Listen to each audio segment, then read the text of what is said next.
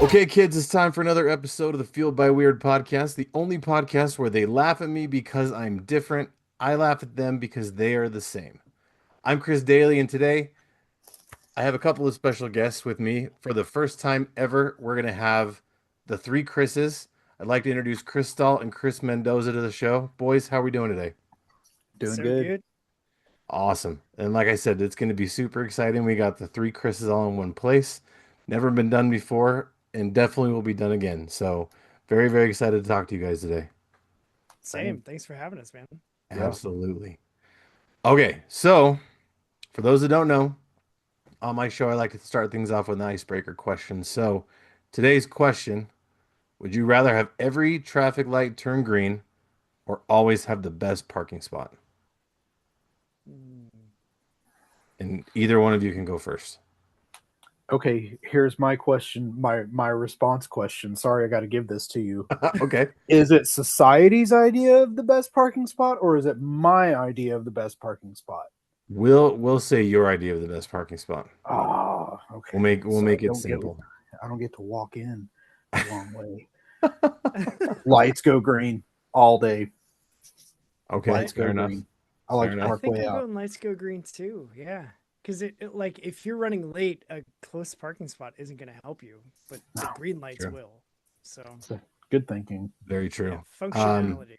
my Yeah. answer is also the same. I think mostly just because when I park somewhere, I usually tend to park further away because, like me and other Chris were talking beforehand, we work at home remotely quite a bit, and so I don't get out very much. So my fat ass needs to get some extra walking in. So I just Mhm. Those park far steps. away. My wife and kids hate it, Yep. but I like to walk. I mean, sometimes it's the only exercise I get for the whole week. So I mean, whatever. I got to get Yeah, some steps in somehow. Yeah, get it in. we really are all the same, aren't we? Do you work at home a lot too? I also work from home, except for 2 days a month when I'm in office. The rest of the time I'm at home. Yeah, Oh, nice. I yeah. I've So been. I Go ahead. I I pop on my like work Teams calls with like all of this behind me, Yeah. and it took my team a good like month before they stopped. Like, what is that behind? What's over your left shoulder? Like, what are you doing? And so I started putting things. Like I have a Michael Myers mask and sunglasses. Oh, yeah. That's hard to do like right there. And sometimes I'll turn it so that it's like very much in the picture on our calls. And they're like, "Can you it's not October." And I'm like, I know, right? Isn't it great? That's the best.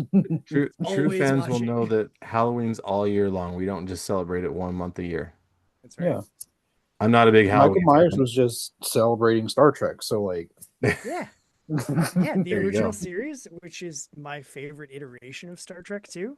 Agreed. So Yeah, yeah. I'm not a huge Halloween fan, but my wife and kids, we celebrate Halloween all year long. So same. it's always Halloween in my house. I tell my wife they're not Halloween decorations, they're just home decor. So she's like, I don't want to take these down. I'm like, then leave them. Then She's, Yeah. she don't. never she never listens, but one of these times maybe. Yeah, I'm with you though. I think original series is one of my favorites too. My dad was a huge Trekkie, so out of the battle of Star Wars and Star Trek, I was familiar a little bit with Star Wars, and I'm still a fan of Star Wars. Not like the, oh my God, Star Wars. I like it though.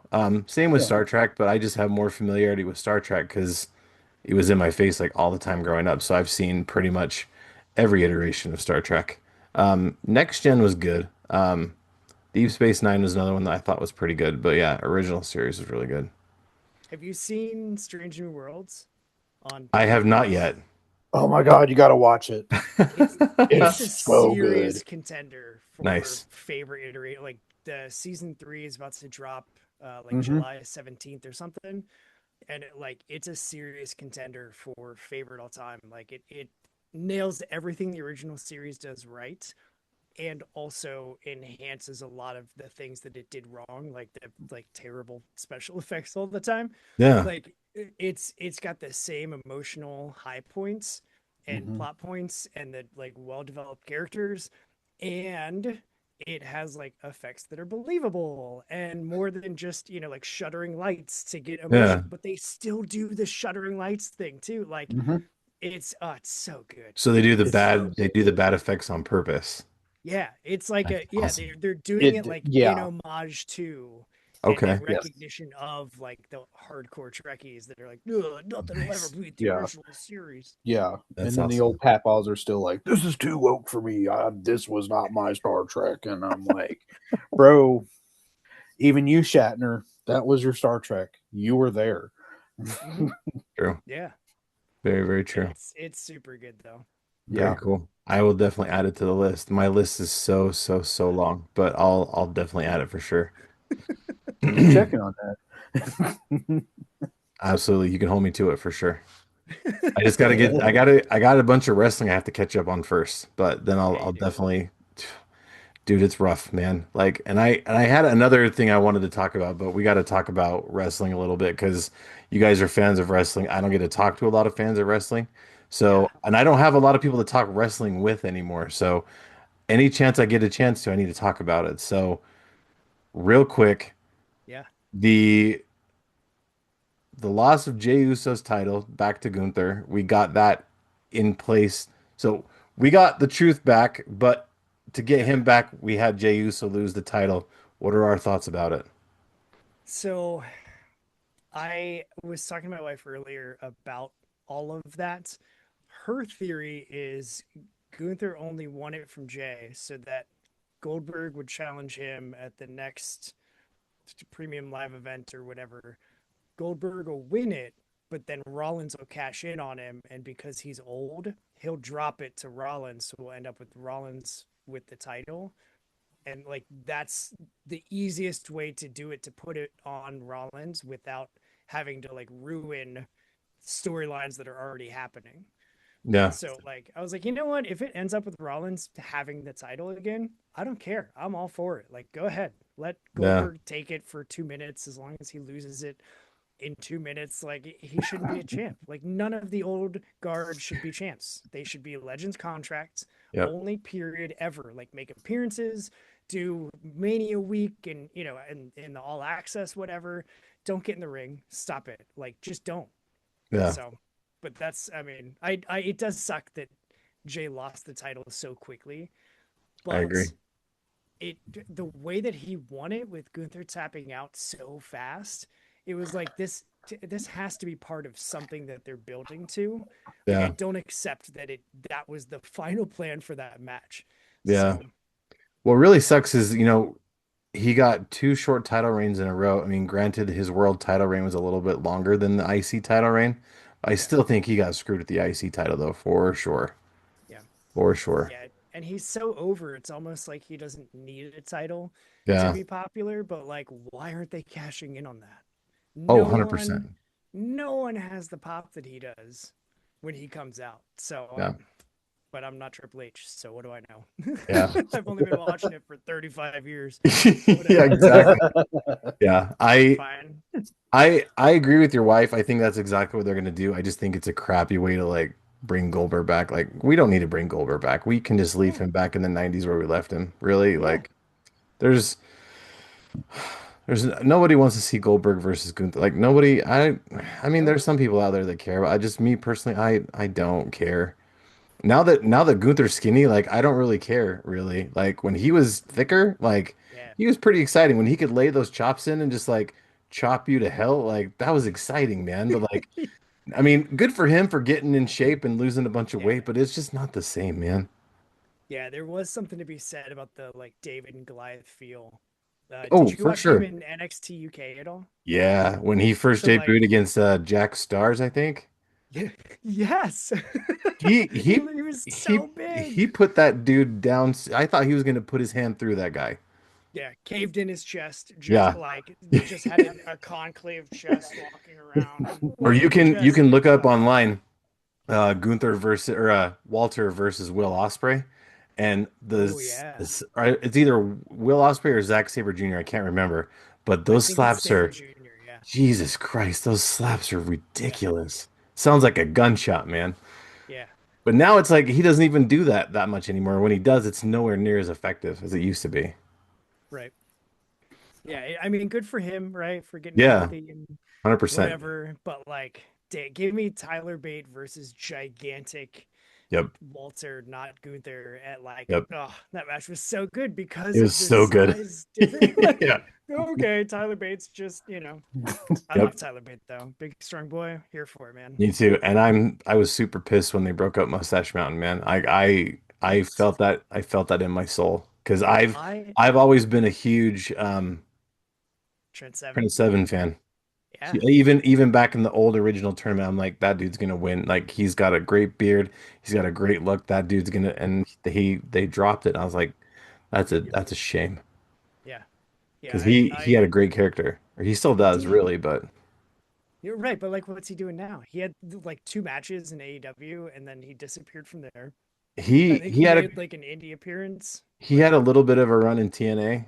oh, did he? Yeah, he was signed officially for like a year or something like that, but now I don't know where he is now. That's too bad. Yeah, Mustache Mountain Man. I've got the that's one of the few T-shirts that I've got of like current wrestlers. I have um, so many. I think almost every single day is a pro wrestling shirt day. that's awesome. It's crazy, dude. Except for today, I'm repping my buddy William Wallace's or Wally McNair's Okay, hardcore street nerd. It's a That's label cool. he made himself. It's pretty rad. that's cool. Shout out to Wally. That's super cool. Other Chris, what about you? What do you think? I'm gonna have to make a on-air confession with you. Okay. I'm just dipping my toes back into wrestling after Okay. years of not watching. Okay. Like I watched with my dad when I was a kid, Hmm. and then I had, I knew people throughout like the 90s and stuff that watched, and as someone who has not watched, let me just say this from my bird's eye perspective. I know who Goldberg is because I watched him wrestle then. Yeah. I don't want to see him wrestle anyone right now. He's No, too old. yeah. Put I him mean, in the Denny's diner in the smoking section that doesn't exist anymore because that's back in the 90s with him because that's where he needs to go. He's a papaw. Be done. I agree. yes. He at So least aged better than Ric Flair, though. Like, sure, everybody's age better than Oh, Ric Flair, though. but it's Ric Flair though. Like that's true. Yeah, I met Steamboat a couple months ago, and I was like, That's God, cool. dude, you are still fit as all hell. Like, just Yeah. still stacked and like Yeah. super good looking. I was like, good. Are you like a model now? What the hell, man? Yeah. Yeah, I'm excited. I've not really ever met a wrestler in real life before, and I get to meet Honky Tonk Man this weekend. And I get Nice. to do a Q&A with him. I'm pretty stoked. So That's so rad. I'll have to let you guys know how that goes. yeah. Yeah, I'm eager to hear about it because Yeah. I've never been able to do like a full. I've only ever had the like pay to shake their hand and meet them and stuff interactions. Yeah, So yeah, to have a long conversation with Honky Tonk, like one of the best intercontinental champions of all time, for sure. that's super dope. Yeah, it's cool. Like, luckily, I've kind of been able to be involved with this little convention or that got started here in my town a couple years ago. In the last couple years, it's gotten bigger and bigger, and this is going to be the third year. And last year, I got asked to be involved in. They were going to do panels, and I did a panel about, how to podcast. And basically, it was kind of just like an intro to like people who've wanted to do a podcast but don't know where to start. It was kind of like, this is how you do it. And people think there's a misconception where you need a bunch of fancy equipment and all this like really expensive stuff, but you didn't. And I proved that by I recorded the whole thing on my phone and I released it Nice. as an episode. So I'm like, you can just, just pull out your phone and record it on your phone. You don't need anything fancy. And I edit it in Microsoft Clipchamp, which is completely free. So I'm like, that just shows you that you don't really need anything fancy. But so this year they kind of did a little bit differently. They're not doing panels, they're doing Q&As, and they decided since I did a panel last year, they invited me to do a Q&A this year. So it's going to be about 20-ish minutes or so, and I've got a few key questions. So it's going to be like a condensed version of this show, but I've got a couple of key questions that I got approved before time, and it'll be exciting to see, what he says. He himself approved the question, so I'm excited to get him to Nice. ask him, and it'll be fun for sure. That's cool. Yeah, That's cool. yeah, But good for you. other Chris, what since you've been dipping your toe back in, what specifically have you been watching? Honestly, it's all catch up right now. Like the this is kind of like indie comics too. Like there's so much indie wrestling out there that Yeah, I didn't know about until just a few years ago. It was just, and it was like, huh, people are watching wrestling. Oh, there's indie wrestling, and I'm just like, it's everywhere. yeah, And these shows look so brutal, and I'm here for it. Like yeah, man. when they do like the light bulb matches, and Ugh, everyone's walking out just bloody as hell. Yep. Yeah, Yeah, another dude. like, one of those. I'm a Okay, big all fan. right. Big and fan of and old like school ECW. And so anything that's kind of ECW-ish, I'm there for it for sure.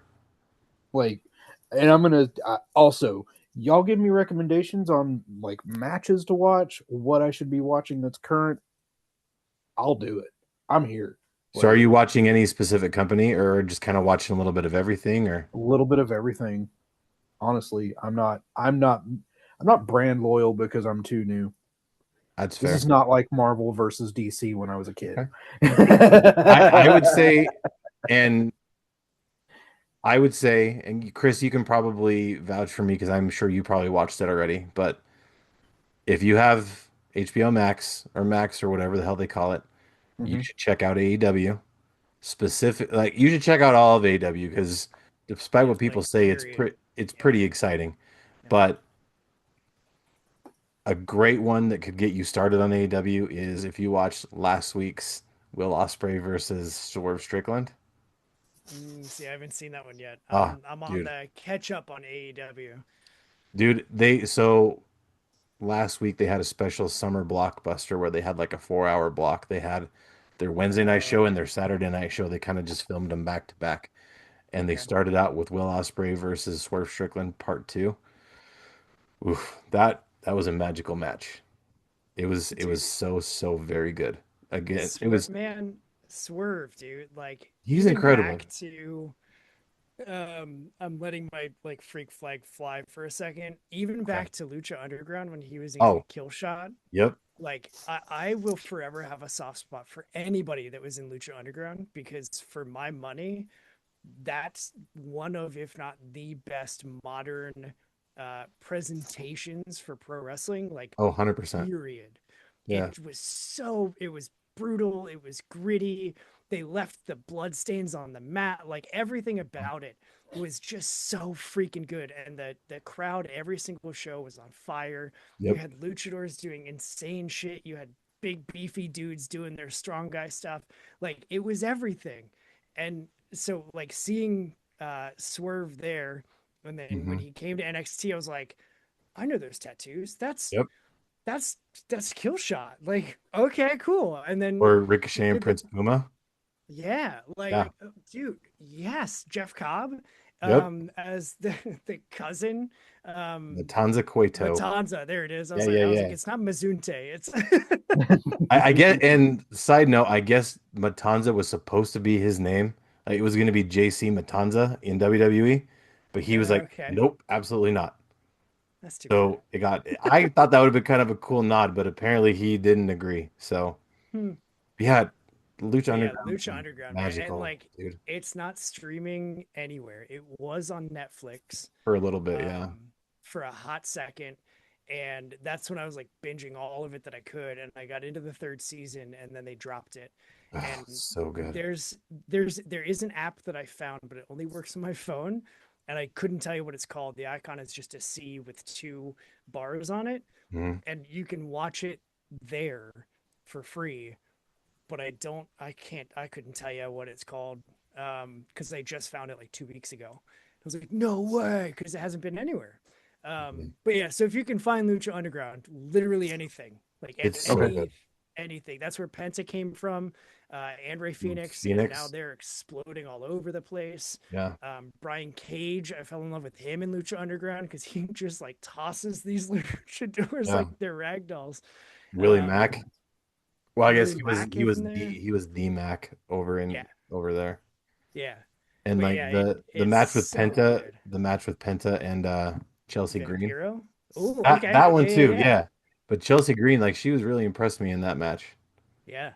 Yeah, But because they yeah, just did intergender wrestling and they didn't yeah, they do didn't the care. cheap cop out WWE nonsense. Like, Yeah. those women were like, no, I'm gonna go toe to toe with them. There's no reason I can't. That's awesome. And That's so cool. it still sucks that Mil Muertes couldn't get anywhere because that dude was Isn't incredible. isn't he? I know he had a TNA run. I think He he's in. he was in TNA first, but he didn't have the mask on. He went by a different name. And then when Lucha Underground came along, they put him in a mask, and he was incredible. And I think Yeah, he's in Mexico somewhere now. yeah. I I want to say he's in AAA now. maybe I don't know for sure. I think it's AAA because yeah, I just saw him and I saw the chest piece that he's got, and I was like, no way, Yeah, like Leo DiCaprio meme. yeah, Um, that dude's a monster. he's so big. Yeah. But yeah, currently, yeah, anything with Swerve, if you can watch any of the Swerve Hangman matches, Oh yeah. um, like Especially they that have last one in the so, cage. oh, the needle spot, man. Oh, dude. That And Jeez. you was know it was Swerve's wild. idea, and like Oh he's yeah. the one that took it. Yep. Um, Or that match they just the Anarchy in the Arena they did where mhm, Swerve took the staple gun right to the tongue and then left the staple in his tongue the rest of the match. yeah. That was oh my God, dude. Dude, Yeah. that's If you want brutal. to do like brutal stuff, a lot of CZW Yeah. does the death matches. Um, and then GCW, which is Game Changer Wrestling, Yeah. they do death Lots of matches as stuff. well. Uh, Zack Ryder, well, formerly known as Zack Ryder Matt Cardona, popped up on GCW in like a death match against their top, Nick like Gage. Nick Gage, just like I almost murdered a guy once. Whoopsie, Nick Yeah. Gage, and Yeah. like blood, blood all over. Now Shotzi is back on the Yep. indies, and I saw that she just showed up at Mhm. uh the Game Changers 4 pay-per-view or whatever that they just Mhm. had. And I was like, oh, she came out in white. She's gonna bleed all Yep. over the place. Cool. All right. That's what I always tell my wife and daughter when they watch wrestling with me. I'm like, oh, they're out in white. That means there's going to be blood, Yep. guaranteed. Especially if it's a Yep. Briscoe wearing white, for sure. Yeah. Yeah. But TNA also's got some pretty intense stuff. There was Sammy Callahan is one you'll probably want to look at. Yeah. That dude's incredible. Yep. He took a handful of skewers and rammed them into somebody's head, and then let go, and they all kind of just stuck out like They quills. just It was Jeez. incredible. That's yeah. Didn't wow. didn't he do that spot on Lucha too? And it was like Oh, on top of a probably. ladder because they were both on top of the ladder, and he pulled him out of his pocket and just whap I and know let he go, and the guy was just. I know he did it in TNA for sure. I can't remember Lucha Underground. Lucha Underground, the main one I remember from there is when Angelico ran off the top of that building and jumped into the Yeah, ring. yeah, God damn, dude. the biggest drop kick of all time. Yeah, He but so they it was like it, it it was like they had the ring was in the middle in the lower section of a that building, like and there were rings like chairs on either here. side, There's and like a then little building up here. This yeah, dude like is one up of the here. He just corners runs there is off the and jumps office, and he jumps off of it like probably 15 feet in the air, easily. jumps from there, and then drop kicks a guy off of a Yeah, ladder. Like Jeez. wild. it's dude, it's so I'm sure you've seen the clip because every time I see it on socials, I repost it. Like every time. Yeah, I don't care. I'm like, I don't then care how many I times I've done it. It's on there. It's great. then I have seen it, I'm sure, because I see a lot of wrestling from you. I can't I need help to it. find out if it's still happening. But just so y'all know, another reason to come here, there's a restaurant, a Mexican restaurant that does luchador fights here. hell Dude, yeah, that would dude. be so dope. Yeah, yeah. If I had a bucket list, it would be going to Lucha in Mexico City. Oh, Like for that sure. would be on my list. CMLL AAA Yeah. for sure. Yeah. But no, Yeah. another Sammy Callahan match I just watched recently was against a guy named Mance Warner. It was a barbed wire massacre, which is a Uh, good special old match Mance. that TNA has. And in this match, it was brutal. Like they're cutting each other open, they're squishing like lemons and salt into the wounds. Um, at one point, at one point, Sammy Callahan pulls out a staple gun, and I couldn't tell, but he stapled Mance's tongue to a door. And then when Mance got up, Sammy took a chair and hit the door and knocked it off his tongue. Jesus Christ, dude. So good. So good. This is the kind of stuff that like pumps me up. My wife thinks I'm psycho because I love this stuff, but like she's into horror movies like big time. I'm like, what's the difference? She's like, the horror movies are fake. I'm like, well, technically wrestling's fake too, but Yeah. yeah. I'm like, The blood's real, but like there's kayfabe. So like Yeah. you like fake blood. I like real blood. I mean, whatever. It's fine. Yeah, there's a lot of like bloodbath deathmatch stuff on, I think it's on Tubi, which is Oh like yeah. a totally free streaming Mhm. thing. All of them are unheard of, like no name anybody's. But if you just want to see people like cinder block each other in the face and do Legos of deathmatch where like people bring Legos and throw them in the ring and they're wrestling with no Oh, boots on. Yeah, So yeah. it's like oh, constantly stepping on like oh God! yeah, That sounds yeah, yeah, worse yeah. than the cinder blocks. Yeah. Like There's the like matches in like old car lots and they're just putting each other through the glass, but Oh like my it's not goodness! the fake glass and you can tell because they hit it and like their skin sticks and slides as the glass like cuts into ugh, Ooh, ugh. like the old ECW with the Taipei death matches. They got the tape, dip their tapes in or dip their fists in glue, dip their fists in glass, and then they Yep, beat the shit out of each other. yep. that's blood sport. Give it to me. Yeah. See, I Okay. grew up. That movie is like deeply ingrained in me. Watch that with my dad.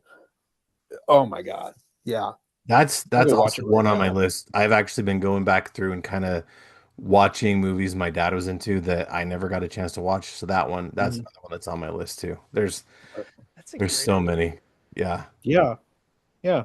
Do we have a dad movie list that we can share somewhere? Because I can it I sounds like can we got some I good don't I stuff don't have here. a list, but I have a bunch of movies lined up, but I can make a list and we'll share it. Yeah, Hell that'd be Because yeah. yeah, great. there's a lot of stuff that my dad was super into that I'm like, why were you into this? And so I've been like trying Mhm. to catch up on all of this stuff. I mean, granted, I'm never going to get the answer to that question, but Right. I can kind of get a feel for some of that stuff. But yeah, Yeah. I'll make a list and I'll share it out. That's cool. Nice. All right. So sorry for the people who don't give a crap about wrestling, who just listen to us talk about wrestling for like 20 minutes, but I It's I fun. really I really appreciate that, boys. That was exciting. Anytime. Um, Anytime. I'm always Super down. fun. hell Yeah. yeah, dude. Hell yeah. We'll have to just have a show that's just about wrestling sometime. We'll get you caught up, Chris, and then Yes. it'll be a great time. Yo, we could do any of the like a big pay-per-view or premium live event or whatever and do like a post show like so we just watched the show together, let's talk about it. That'd be Hell yeah. fun for like That two would be people fun. that have been watching it for forever and someone who's just getting back into it to like Yeah. get the different perspectives. Boys, there's something there. The three I Right. agree. C's. Because yeah, I've been watching since I think I figured out the math. I started watching in the lead up. You'll understand this, Chris. The lead up to Shawn Michaels fighting Stone Cold for the title when Mike Tyson interfered and joined DX. That's how long I've been watching wrestling for. So Yep. I even, I was watching it Been when it in was it. cool in the 90s. I kept watching it even though everybody stopped watching it. I just watched it in secret because I didn't want people to know. As you do. Yep. And now, now that it's cool again, I'm still watching wrestling. So like, surprise. So when I most of my friends have stopped completely, I'm still right there in the trenches. My first show ever was WrestleMania 3. Oh wow. So, yeah, So you've yeah. been watching even longer than I have. Holy cow. Yeah. Yeah, I like one of the first couple memories that I have of getting into it was I went to a barber shop with my dad, and the guy was like, "Oh, we usually just have a bunch of old men in here. Let me turn on some wrestling for you." And it was like Saturday morning Slam Yeah. Masters or something, like whatever the heck it was. And it was some Ric Flair match. I don't know. I couldn't tell you. I was like 5. I just remember like the blonde hair, and I've since Yeah. seen it. And I'm like, wait a second, I've seen this match. It's from like 1987 or something. And then WrestleMania 3, my buddy down the street brought over his tape and his Hulk Hogan Slam buddy, like stuffed animals. Yeah, That's And we cool. were doing all the moves as we were watching WrestleMania 3. And then the that's TV cool. that we had upstairs was like the UHF TV or Yeah, whatever, where like you would turn it on and it would just jump until it found a signal. And it always landed on a channel that was showing wrestling whenever I would watch it. And nice. so my mom would hear like thumping and banging downstairs. And she came up and I was like doing the moves off of the chair, like onto nothing. And she was like, "You just were always into it." And so we watched it. I used to watch it with my mom all together during the Monday Night Wars and Nice. did similar, like got into college and I was, pirating the pay-per-views and stuff because I couldn't afford the $50 a pop or whatever. Right. And then, yeah, my wife grew up watching it with her dad, and they watched WCW, and I watched primarily that, but also WWF when my mom wasn't home because she didn't like all the TNA that Yeah. was prominent in the Attitude Era, Yeah. and so yeah, I just like have always at least kept up with the pay-per-views, and then here lately we're getting back into watching weekly programming too. So, but yeah, streaming services with wrestling, home run, man. Oh, absolutely. And that's cool. Your wife's into it too. My wife, she tolerates my wrestling obsession, but she's like, I don't care, whatever. But yeah, I found it one day by accident. I was just, flipping through the channels to find out what's on, and all of a sudden wrestling popped up. I'm like, holy shit, this is like comic books, but like real life. This is awesome. And I think it was WCW what I found first. And so I found that and I was watching that, and then I realized I found WWF. And then I tried to like flip back and forth between the commercials, but then I realized WCW came on first and Yep. then WWF came on. So if you missed WCW, you could catch the replay after WWF because they would replay the earlier show later at night. So I was like, it's perfect. Yep. Yeah, so perfect. Yep. All right. Anyway, so enough about wrestling for now. Boys, it's summertime. What are our plans for the summer? I think we're going on tour with a punk band, bud. Yeah. Oh, yeah. Yeah. Yeah. Well, in addition to the comic, what other plans do you have for the summer? You're Oh, you're you're gonna get to that, oh, I promise. okay. Man, what I don't have any. existence? Yeah, Yeah, Yeah. yeah. I don't really have anything planned. I think we might go to Oklahoma City to go to the Natural History Museum. nice. Maybe that's about it. Right on. We don't even have that. We just life. Yeah. Yeah, Sometimes that's all you can do, man. Yeah. yeah. Hope the world doesn't like collapse. You Uh, know. Yeah. my kids every summer, my oldest mostly, my youngest is getting into this now. Every summer she'll make a bucket list of stuff she wants to do. So we kind of just see what we can do to knock off the list. Like it's nothing like super extravagant, like movie marathon, go to the drive-in, like spend all day out in the pool, whatever. So that's some just it's nothing huge, super huge, but that's we just kind of see whatever she's got going on and then kind of just knock it off from there. But every summer it's always a little bit different. So we kind of just go with the flow. Last summer was like the worst summer ever because in June last year we were getting ready to go to my uncle's funeral. Then my youngest started complaining that, her stomach was hurting and we're like, "Oh, just try this, try this." But then it got like super intense and my normally sweet little daughter turned into like this raging monster of chaos, and so we took her to the doctor, and long story short, she has appendicitis or not, yeah, appendicitis. No, Oh no. yeah, it was appendix. Yeah, yeah, yeah. Jeez. And so we spent from like noon till like 7 o'clock waiting around to get surgery, and we finally got surgery. Um, so yeah, she had her appendix removed. It hadn't burst yet, luckily. Um, we found out the neighboring patient in the room next to her, hers had burst, and so she would have been in the hospital for like a week, which is insane. That's Um, Dang. crazy. So luckily we caught it. She's only there for a couple of days, but then we got home, found out she had a reaction. She was allergic to one of the antibiotics they use in the hospital, so she broke out in Oh these my weird hives all goodness. over. So we had to do all these medical tests to kind of get that under control. And then My wife was sick for a bunch during the summer. My oldest daughter got sick. I got sick, and it just like was the suckiest summer ever. Um, Wow. yeah, we didn't Yeah. leave the house hardly at all. Like we were inside almost. And then uh my youngest daughter, when they gave her the appendix surgery, found out she had a hernia, like a umbilical hernia, I think. And for some Jeez. reason they decided not to fix it at the same time. We had to go back in for a surgery number two to fix that one. So that kind of sucked. So yeah, my daughter pretty much recovered from surgery all summer long. And then so yeah, we were inside almost the whole summer. It was the absolute drizzling shits. This summer so far has been a lot better. I mean, we're only a couple weeks in, but so far it's been a lot better. Yeah, this year's your And revenge of the fun. Like Yeah, yeah, hopefully we're I gonna like we're that. gonna see. So far it's been a lot of Fortnite because my youngest got into Fortnite and she talked me into getting into Fortnite. And for the longest time, I thought Fortnite just like everyone's like Fortnite's the baby version of Call of Duty and Battlefield, and that's such a stupid game to play. But those people are wrong, and Fortnite's kind of awesome. Especially if you don't turn the chats on and hear all the annoying little kids that like try to talk shit to you. Yeah, Um, I've heard that it's kind of funny, but I'm like, I don't want to deal with that stuff right now. I'm just gonna go kill a bunch of little kids that should be like past their bedtime. that's right. Sorry, Take that out not of killing little context. kids, killing, killing, killing the little kids' characters in the game. I'm not actually advocating for killing children. Holy shit, this went a really weird way. Oklahoma, Oklahoma. Oklahoma. Taking out kids that are past their bedtime. That's great. Anyway, so That yeah, doesn't sound much better, to be Fortnite's honest. Fortnite's an awesome game. Moving on. Um, what are some of the things you guys like to do in your spare time when you're not making comic books? And for you, Chris, when you're not podcasting? Ooh, uh, that's it, man.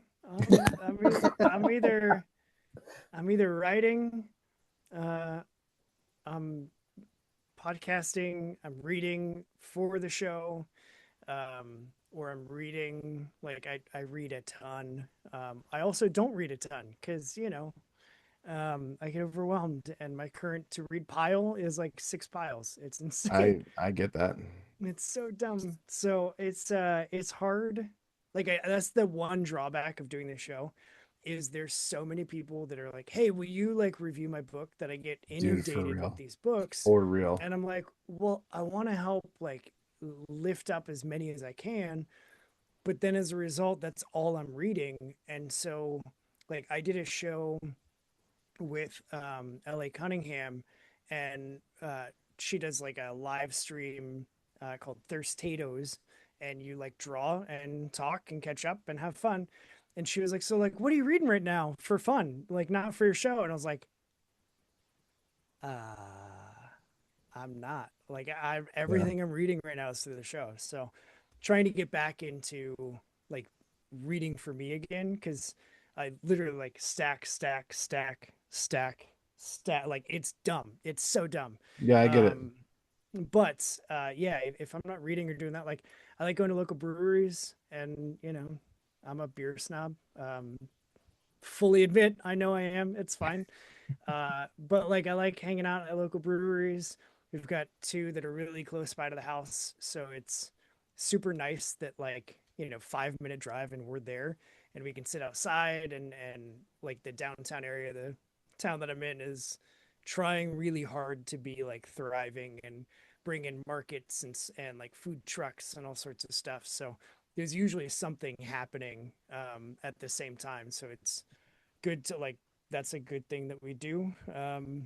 I go to antique malls because I'm 90 apparently. Uh, Hey, there's but I some cool shit at those. Yeah. there's some incredible like 60s and 70s horror comics at them too, and Yeah, that's why I keep going. absolutely. Like I have one in my town that I had heard about for years, but I just barely, I think for the first time went last summer, the summer before. And I found a 1980 Sega Genesis poster that was like framed. It Oh it was yeah. cool. So it was only like That's 10, rad. 15 bucks. It's super nice condition. So I'm like, all right, we got to keep coming back to here because it's fucking rad here. That's Yeah. sick. Yeah, the wife is into the like glassware that's like slightly radioactive. Oh yeah, yeah, Oh yeah, yeah, Shit's expensive, man. yeah. yeah. But It like is. she loves it, and like she actually uses it. We don't just like put it on a shelf and look at it. Like she actually uses it. And so Oh, wow. I'm like, you know what, babe? Like, cool, let's go. Like, let's go back and get you some more. I go just to walk around because again, I need to get out of the house. Yeah, yeah, Mhm. And I'm like, I'll walk a good amount if I know that at the end of that walking, I'm gonna look at comic books. yeah, And so yeah. that's what I do. And that's you know, that's Yeah. me. That's it. Sometimes I go frisbee golfing. I haven't been in all year yet because, again, motivation, depression, and all the other things. But Yep, for sure. when it's not 90 degrees with 700% humidity, I go frisbee Yeah, golfing too. So nice. yeah, Yeah, I Nice. get it with the reviews. Like for a while, I've never done a video review like you, and great job by the way. Those look incredible. Mhm. thank you. But when I first kind of started getting into this, well, I've been in and out of podcasting for since like 2011. I kind of Yep. track it by when the Green Lantern movie came out because that's kind of when we started all of this. Okay. So I've been kind of in and out of podcast, but this is the one I've been most consistent with. But when I first started, I had access to a website where, we would just write reviews and publish them on comics. And like you, as soon as people know that you review, you get completely flooded, inundated with comic books. And so like you're reading nothing but that. And it's a little overwhelming sometimes. And sometimes you want to kind of just it's nothing against the creators. And like you said, I want to kind of try to use my platform to bring other people up. But it's hard because, as much as you want to do that, you also want to do stuff for you too. And Yeah. it got hard because one time I won't mention who it is, but I wrote a review for somebody and I didn't really care for their comic, but it wasn't a bad comic by any means. Just it wasn't for me, and that happens Yeah. sometimes. Mhm. And I think I at the time I was rating it by Green Lantern rings, so I think I rated it like 3 out of 5, and they messaged me and they were pissed. They're like, "What can I do to change my book so I can get a better rating from you?" And like they just totally went off on me, and I was like, yeah, I'm done doing reviews now, I think. And I backed off for a long time and then I kind of eased back in a little bit and instead of just giving a rating, I just said, I decided to instead of talk about likes and dislikes, I decided to just talk about what instead of giving my actual opinion, I kind of just like, hey, for fans of this kind of thing and this kind of thing, this is the kind of the book that you're gonna like. So I Yeah. tried to not accentuate what I didn't like and just accentuate what I did. But that, again, it started getting overwhelming. People were flooding. I'm like, and I don't have access to the website anymore, and so I don't have anywhere to post reviews. Yeah. I Mhm. guess I could do video ones like you, but that's a lot of work. So kudos to you for doing it. But what I and for a while, so I kind of just quit doing reviews, or I'll kind of like, hey, what I've kind of done a little bit is I'll do like a reviewed by Weird, and I'll just post it Mhm. on social media and say like, hey, this is something I read, this is something I liked about it, go find it here. So I don't Yeah. really officially post. I just like, hey, I just do like a couple of like bullet points about it, and that seems to work pretty well. Plus, it kind of ties into the brand. We already talked about branding earlier. Um, but now what I do is, for a while, I read like 200 books one year because I got really into reading and I got to the point where I started reading for me and all I was doing was reading. I was literally doing nothing else. So I'm like, well, so first I had the problem where I'm reading a bunch of stuff that's not for me. Now I'm reading a bunch of stuff that's for me and I got to try to find a happy medium. So I think my problem was I have a library card, and my Yeah. library is full of amazing stuff, including tons of graphic novels that are Mhm. incredible. So what I've been trying to do is control myself at the library better by not coming home with like 30 new books. I'd read all of them. I'd Yeah. read every single one of them. Um, but I would do nothing else. So now I kind of try to limit myself and just kind of just read things here and there. Unfortunately, I found a new book series called Dungeon Crawler Carl, Oh, it's and so good, it's right? absolutely incredible. Matter of fact, I was working on book number 3 before I came down for this interview. That's awesome. And it's so good. It's like Ready Player One, but instead of virtual, it's like D&D. And it's Mhm. like D&D in real It, life. And dude, it's so good. uh, lit RPG is like its own genre, Yeah. where it's like books that read as if like you were playing a game of D&D. Yeah. there's another series called NPCs, and it's the same thing, but it's like these NPC characters in the game that the real life humans are playing, the NPCs come to life and like they become the heroes on That's cool. accident. And That's so cool. then like the humans are like, well, dang it, my character died. And then it was like, well, why is that squire acting like that? They're not supposed to be doing that. And so like it's a really interesting way to like get into the world of the game, and also like still involving the real world people, because then they start trying to figure out like, where did this game even come from? Like this doesn't play like anything else that we've ever played. And Yeah. yeah, I Dungeon Crawler Carl and like the NPC game, it was just like, this is a really fun genre. Yeah. So Plus, I found out especially in the guy who writes Dungeon Crawler Carl, I think he also writes a series about kaiju. So I'm like, well, I've just locked in my new favorite author, so that's pretty yeah, cool.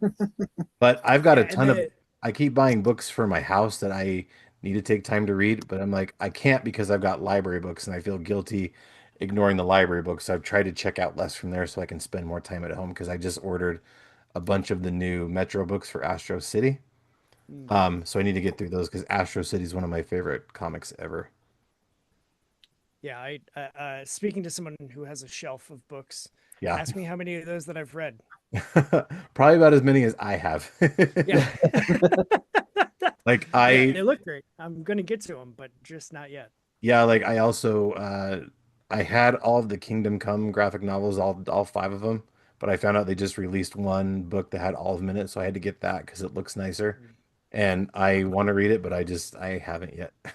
Yep, So yeah, the struggle is real for sure. it Other is. other Chris, what about you?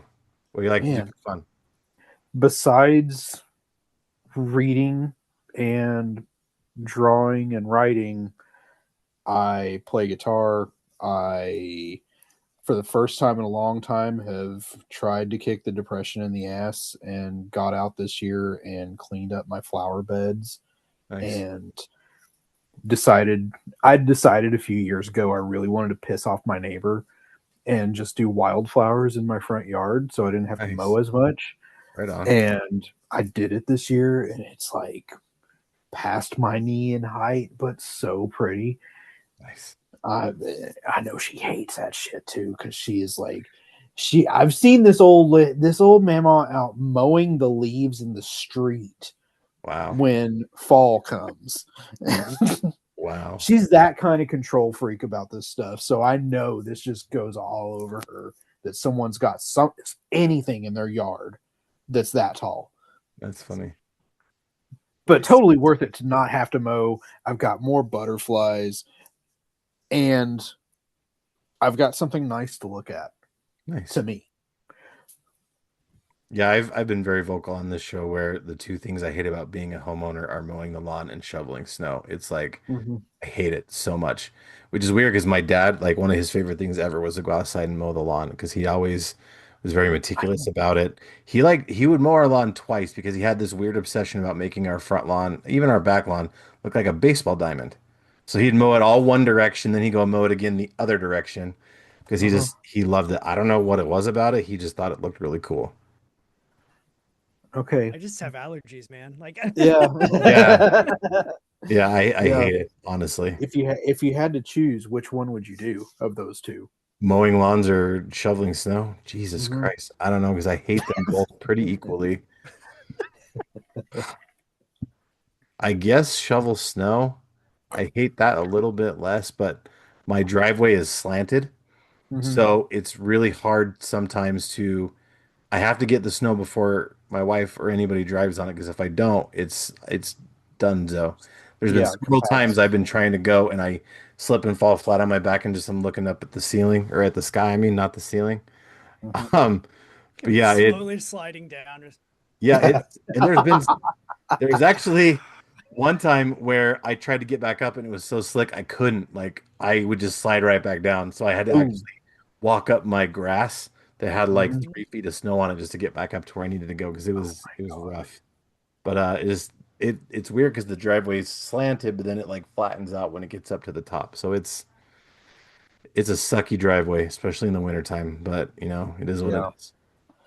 Yeah. Yeah, if I had to pick, that for sure would be, I guess, would be the one, because Yeah. mowing lawn has too much extra stuff. You have to get the gas and all that stuff, and it's dumb. Yeah. I switched my God, we're such nerds. I switched my weed eater and my leaf blower to the battery powered ones. Okay. And that's so nice because like I go out with one bat. I've got two batteries. I go out with one. I can weed eat, mow, pop that same battery into the leaf blower, come back in, and I've still got charge when I put it back on the charger. See, That's wild. I did Super that nice. too. We won one in a friend's drawing where we got the battery powered weed eater, but it said it came with two batteries, but it only came with one, and I'm Mm-hmm. pretty sure it was used before we got it. But it sucks because like I'll take the battery and I'll go and I'll get a whole bunch done, then the battery dies. I'm like, well, shit, I guess I'm done. I'm like, I've got this like I finally was able to trim all the weeds on my back fence, but there's this one pile that's still sticking up. I'm like, well, I guess that's just the weird thing there. Or like I had these weeds over by my rain gutter in the backyard, and my neighbor's like, "Oh, what happened over there?" I'm like, "How about you mind your business?" That's what happened over there. My battery died, and I couldn't get any more Gee. weeds clipped. Okay, then I And found out now the you're setting, never gonna weed eat that corner. right? I found out there was a setting on the weed eater that if you set it to powerful, it goes harder but uses more battery. So I'm like, oh, that's the setting it was on. So I'm just gonna crank that back, and we're gonna get more work done. Still gonna run into the issue with no battery, and I try to find a replacement battery so I can have two, but Mm, they're really only sold either by the charger and the battery, and I already got the charger, or you buy them in a pack of two. I'm like, well, I think three is probably too many, but that might be my only option. I don't know. yeah. I feel like we have the same weed eater because mine has that same like the more power or the longer battery life thing. Yeah, I And think it's a Black and Decker one, I think. the orange and black. Yeah. Yep. Yep. Yeah, yeah. We have the same. Yep. Nice. And it's Mine is it's the Lowe's one, the Cobalt brand. Mm. it's kind of complicated because you got to push the one button to let the Push line it out. and You have to squeeze. Yeah. there's that lock in place. You have to like hold this button, then pull this button, and then you have to push the button on top. It's a lot of work, man. It's nice not having the growing up, we always had an electric one, so it's a lot Mm, better than dragging the cord around everywhere for sure. But it's like, man, why do they gotta make it so complicated? Yeah. yeah. So Just dumb. make it a pull trigger. That's all I want. There you go. Yeah.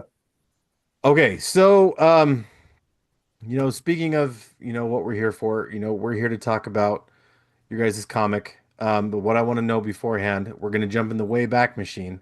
And I want to find out, Chris, what was it originally that got you inspired to become a writer and to become an artist?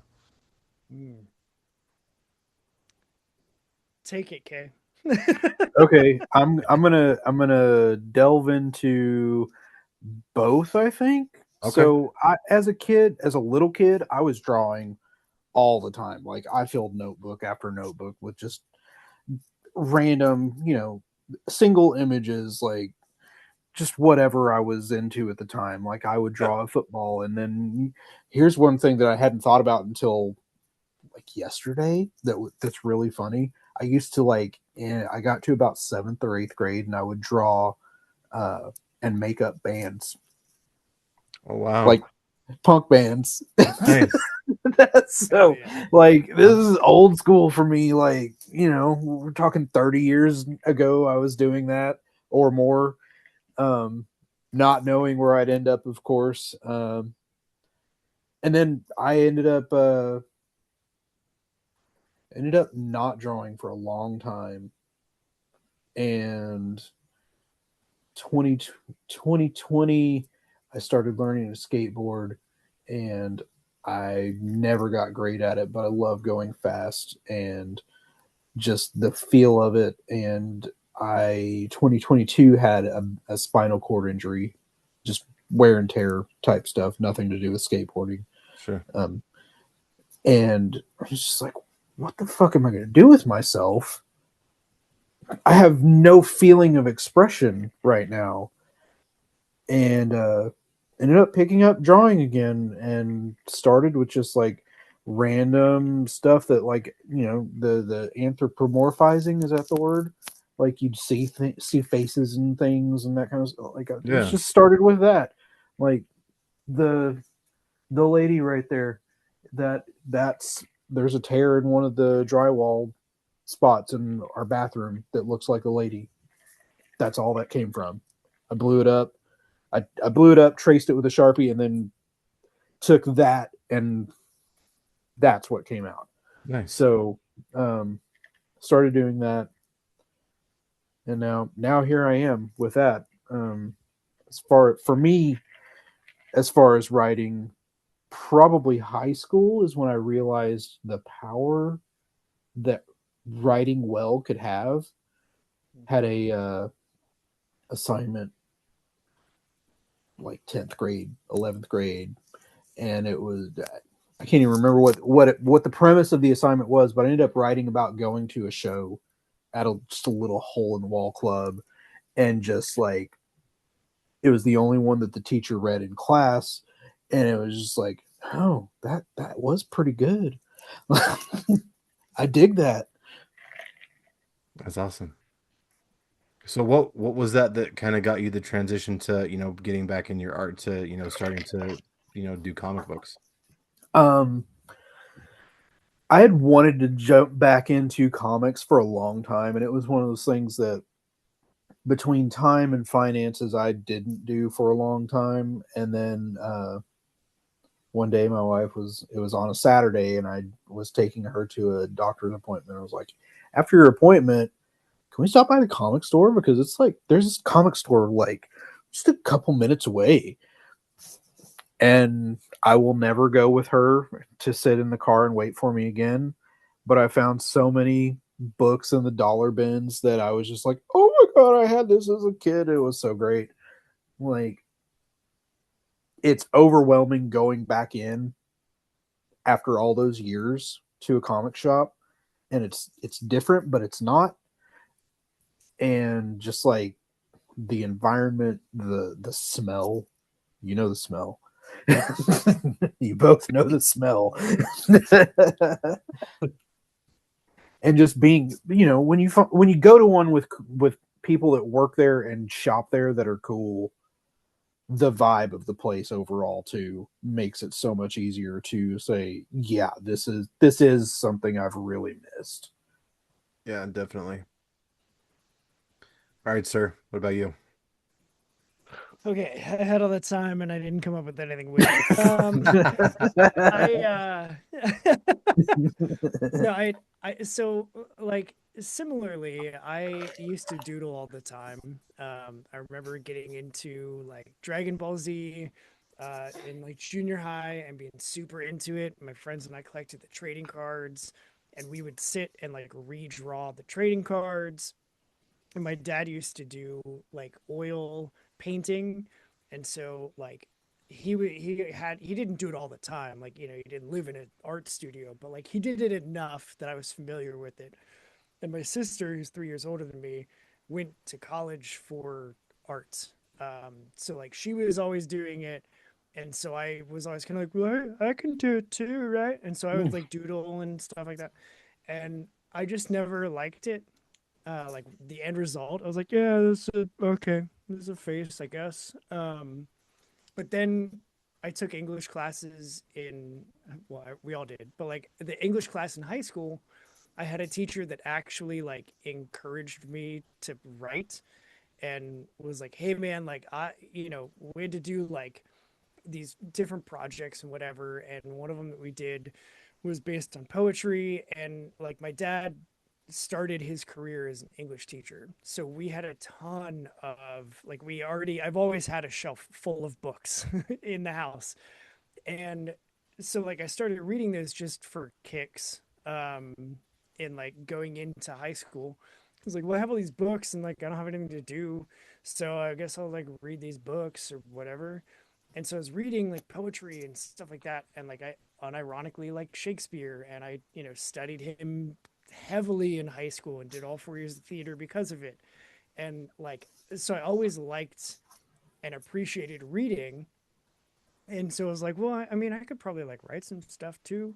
And so I just started writing, and like different like made up stories, or like journal type stuff, or like just silly little poetry. And so I was always doing that. And then it wasn't until, gosh, just 2 years ago, like 2022, I guess that's 3 years ago now. I went to a small, like independent Comic Con uh, that I actually helped kickstart. And I was there, and one of the guys I went to college with is the editor for one of the like comic publishers. And so I was talking to him and he was like, dude, we talk comics all the time. Like, why aren't you writing comics? Like, I know you've got stories. I know you have ideas. Like, why aren't you writing these? I was like, because it feels like an unattainable thing. Like, that's what people who have their shit together do and like Yeah. have polished ideas. And I can't do the art and I don't even know how to find an art. Like, how, what, he was like, just start writing, like figure all that other stuff out later. I'll help you, whatever. But like you got to start writing. And I talked to a couple other creators there that were both basically saying the same thing. Like, dude, if you've got stories, just write. Like you'll figure out the other stuff later. Just start writing. And so I was Yeah. like, okay. And so I started a Google Doc and I still use that same one. And it's got my like random ideas. And some of them are just a little sentence like dad's story about almost joining the mob. And then some of them are like, 3 paragraphs of like detailed dreams that I've had. That I'm like, no, that would be really fun to like blow out into a story. And so I'm always having ideas.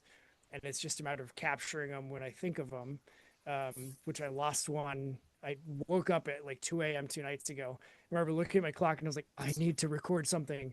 But my wife was dead asleep and I was like, I don't want to wake her up and like record it on my watch. I'll remember it. Yeah, I'll remember it. And I fell Never right back happens. asleep. Ever. I didn't remember any of it. And I was like, damn Ever. it. I had something, man. Yeah. But yeah, Yep. that's how it was. And then at the beginning of this year, after doing the show for a while and talking to people, like you just gotta start, like whatever it is, just start. And I was like, well, I want to be more intentional of like learning how to draw and like make my own art so that my intention is eventually like I want to be able to make a complete comic on my own, like art, writing, all the things all the time to be like, yep, this is 100% me, exactly what I had in my brain and almost exactly how it ended up looking. Like I want to be able to do that. And so I just started, and like I've watched a shit ton of videos on YouTube for drawing techniques. I have bugged Kay a ton of like, how do you get past like, the relation of your face parts? Like, how do you make them make sense? And like, I'm looking currently at like an LED, uh, like light box thing because I want Mhm. to take penciled pages from like really big name artists and like ink over top of them, like just to see what that feels like. Because I started with replicating, Dragon Ball Z cards, and I feel like I did decent at that.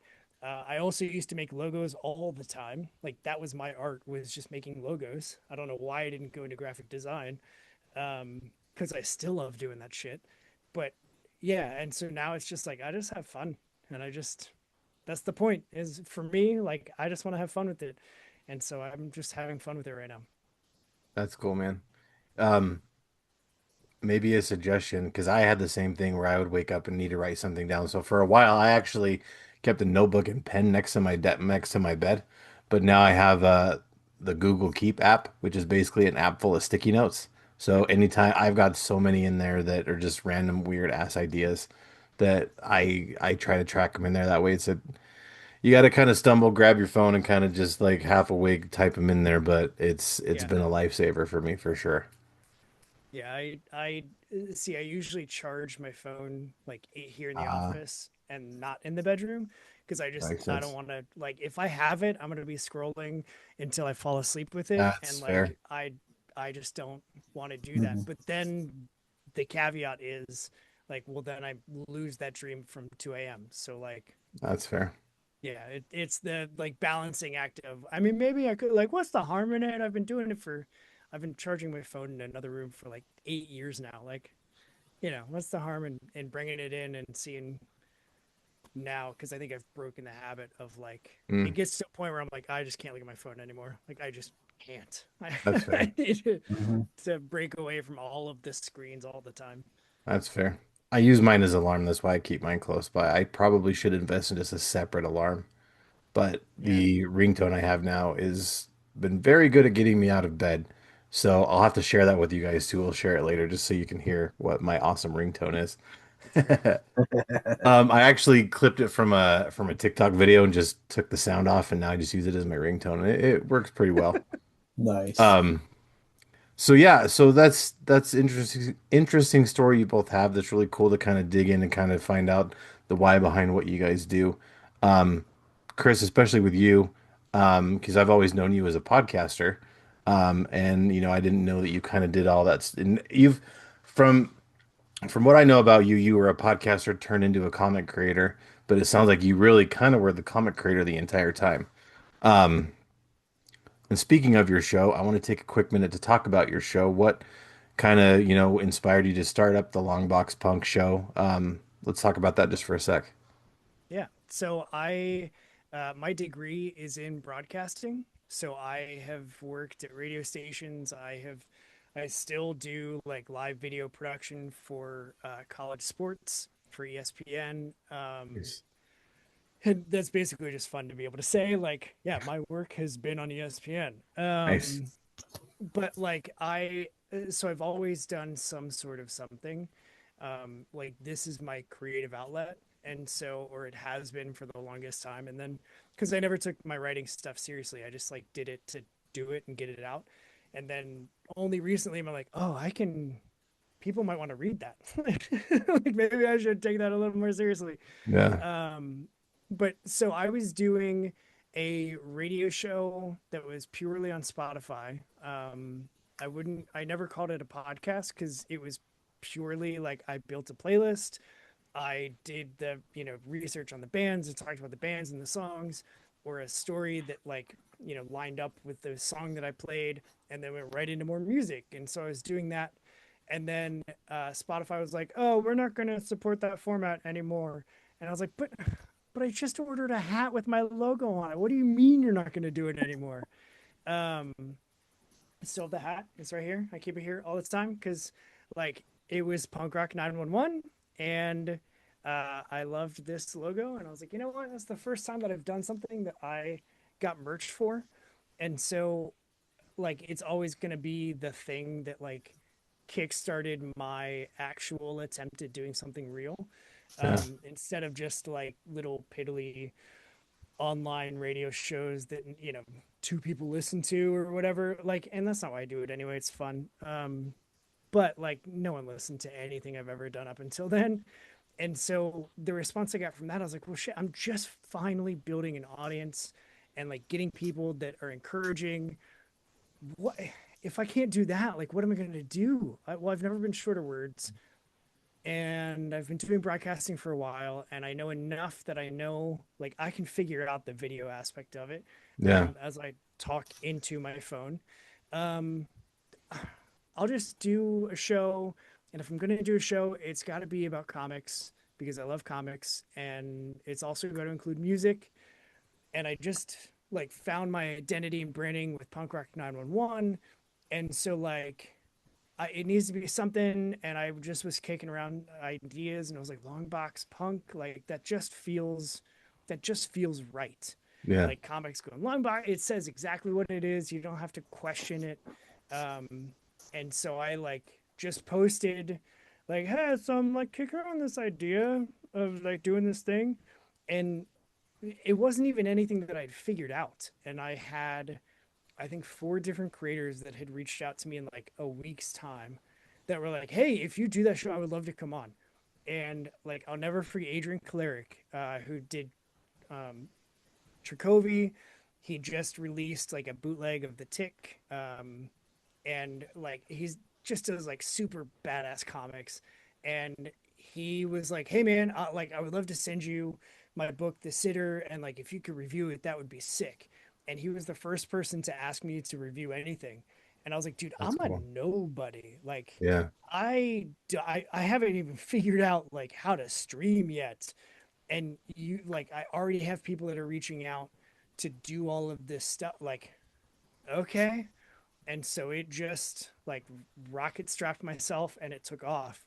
Yeah. And like, I have two openings in September, and like everything else until then is booked. Yeah. And I don't understand Yeah, like I get it. how, but like it took me 37 and a half years to start the show. And then now that I have, and now that I'm into it for more than a year, it's like, no, this is the show I've been meant to do, because like I get to talk to creators about how they create and their inspirations and what their Yep. process looks like, because I love blowing things apart and then Yep. examining every tiny little piece to see how they Mhm. fit together. And so like I get to do that with creators' brains, and as a result, like the creative part in my brain that's been dormant for a really long time is now like I'm having more ideas because I'm talking to creative people. And Yeah. it's like when you go to a convention and you like, I wish you could bottle the energy and the creative inspiration at a con and just like be able to huff it anytime you need a cue, Yeah. because like that's what this show is for me now. So every Sunday and Monday night I do live streams, and I only ever do live because editing. And so like I get it, man. The struggle is real, but I only ever do live streams because it's just more sustainable for me. And I get it. having a theater background as well, like I can play in the improv world forever and be totally fine. So that's what I do. I do Sunday, Monday live streams with creators on YouTube. I do a Wednesday night live stream, which is usually like a video newsletter. Like I unbox stuff live that I've gotten from Kickstarter, and then I talk about recent episodes and upcoming episodes. And then actually for the next 3 weeks, I've got guests planned for that too, to that are just doing their own thing. And like they Nice. might not necessarily be comic creators, but at the heart of what I'm doing, it's like, no, I just want to talk to DIY people. Yep. So that's that's been another like just super fun thing to, it's really just a way for me to get inspiration, is like really I get it. all of what it's for. And it's resulting in like, Kris reaching out and saying, hey man, I would love to make a comic. And I was like, me too, let's do it. And Oh yeah. now here we are 7 months later, and we have a comic fully funded on Kickstarter. And like none of this would have happened had I not started doing the show. So It's Mhm. true. And I'm with you about getting that merch created for the very first thing you ever do, because I didn't buy this myself, but my dad bought it because he was like my number one fan. So yeah. this was the first thing that got made for my first thing. Oh, nice. Yeah. It was called Nerds Week. It was a play on Newsweek, except Yeah. we wouldn't share all the stuff happening in the world. We would share like the news articles from like the weird stuff that would go on, like the weird stories you don't hear about, stuff with space, stuff with science, video games, stuff like that. We didn't really write any of the articles ourselves. We just would like find them like, oh, this is cool. I'm going to share it out on this page. That's awesome. And we had a cool logo. That I still love to this day. But yeah, I didn't really buy much merch, but my dad went and bought like a whole bunch of merch from the store. And when he passed away, I just like, I'm gonna have that. That there's no one else that's gonna understand why that's cool except for me. So I'm Mhm. just gonna have that. And so I kind of just keep it at my desk now to kind of the same thing, just remind you, because it's a cool thing when you make your own thing and you get your logo, because that's anytime you make a new thing, that's like always the first thing. Let's get a logo, let's get it on stuff, because that kind of makes it real and it makes Yeah. it special. And that's another reason why I kind of was drawn to your show, because your show, even though mine's pre-recorded, um, is a lot like mine. I like talking to people, just like breaking down their, the behind what's going on with them, how they got into doing their thing. That's why we always take a trip in the Wayback Machine to find out how things started. And it's in that was the thing with my show for a long time is people like, oh, I can't come on your show because I'm not a comic creator. Well, I've been very adamant about, I love talking to comic creators and I won't turn anybody down, but I want to talk to more than just comic creators. I want to talk to people, like you said, DIY people. I've talked to people locally here in my town that make their own movies. I've talked to people who own their own businesses, just all sorts of different people. So it's not just comic. I mean, some people are. musicians who have turned comic creators. Some of them are actors who have turned comic creators. Some are big time comic creators, like when I talked to Joe Quesada. But it's just kind of just whoever. My show's for everybody, and that's what I like about it, is that it's a format that I can talk to, whoever just wants to come shoot the shit about really anything, really. Yeah. Yeah, That's there's so awesome. much versatility when you just lean into like I'm gonna make the show that I would want to watch. Yeah, And so absolutely. then suddenly it's like, oh, this is like I've never set out with like a dream list of like, oh, I want to do this show so I can have XYZ on my show. Right. Like cuz then if you do, like then what? Like Yep. if I had a dream list of like, man, it'd be awesome to have them on.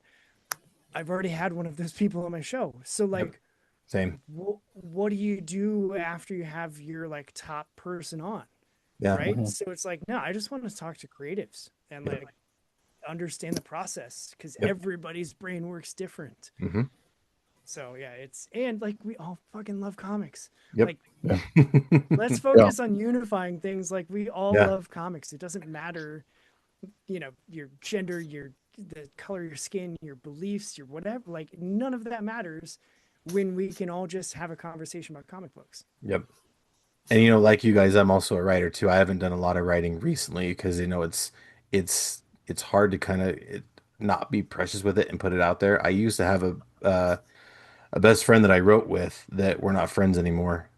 Totally unrelated to what we talked about earlier, but we were writing this big series because we both really liked Astro City, and so we were kind of making up like, well, our own series where we would, because we did a lot of prose writing, so we would kind of do these stories of Astro City style where we came up with a city that was the main character, and we came up with all of our own characters inside of it. So we were telling stories of our own superheroes, of our own just regular people that living in the city.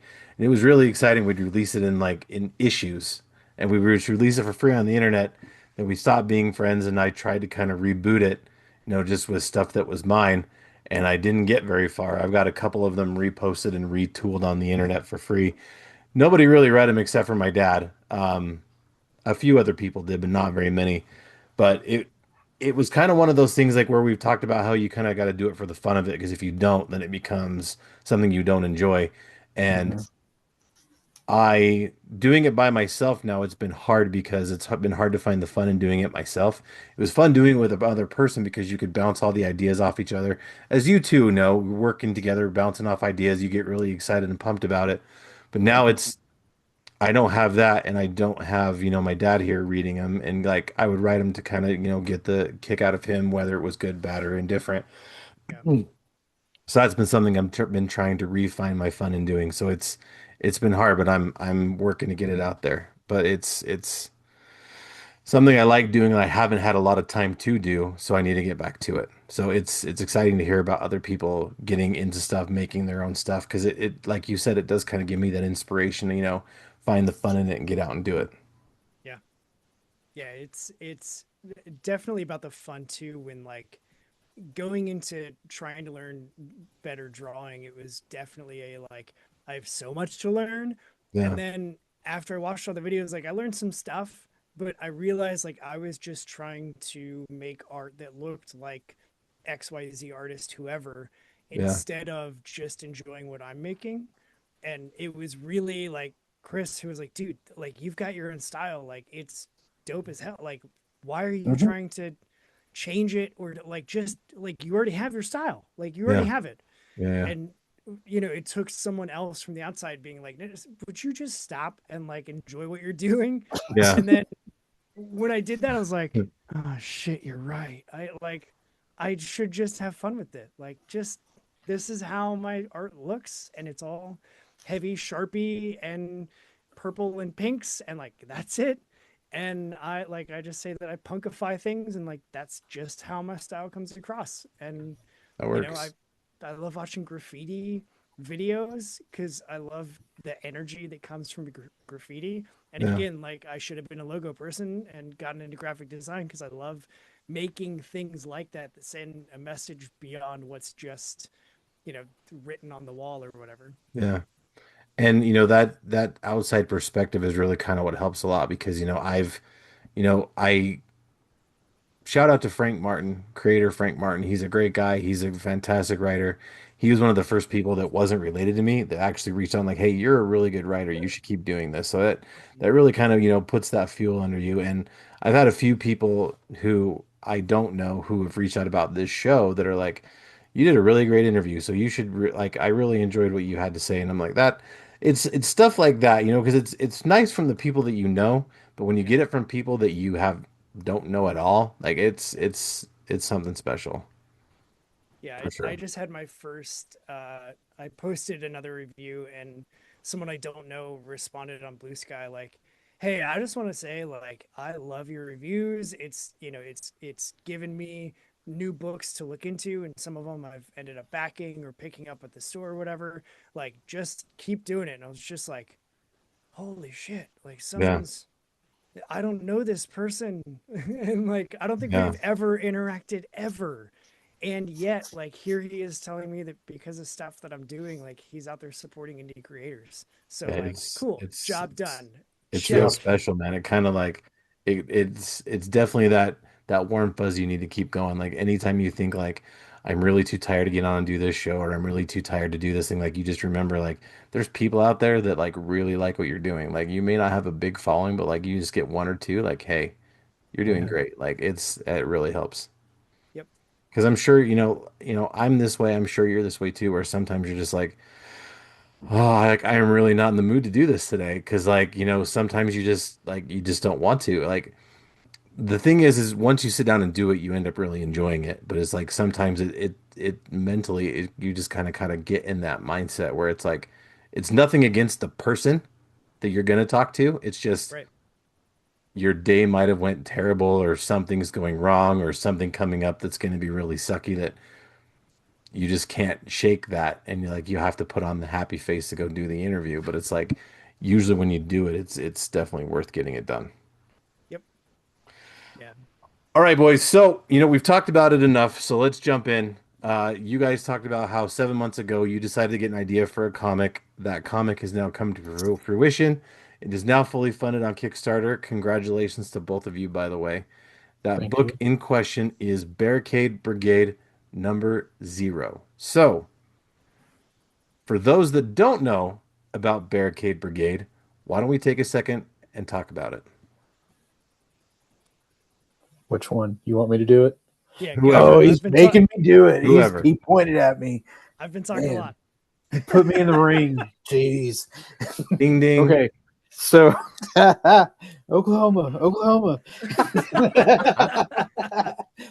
No, so Barricade Brigade is a comic that is centers around a punk band called Hot Watermelon.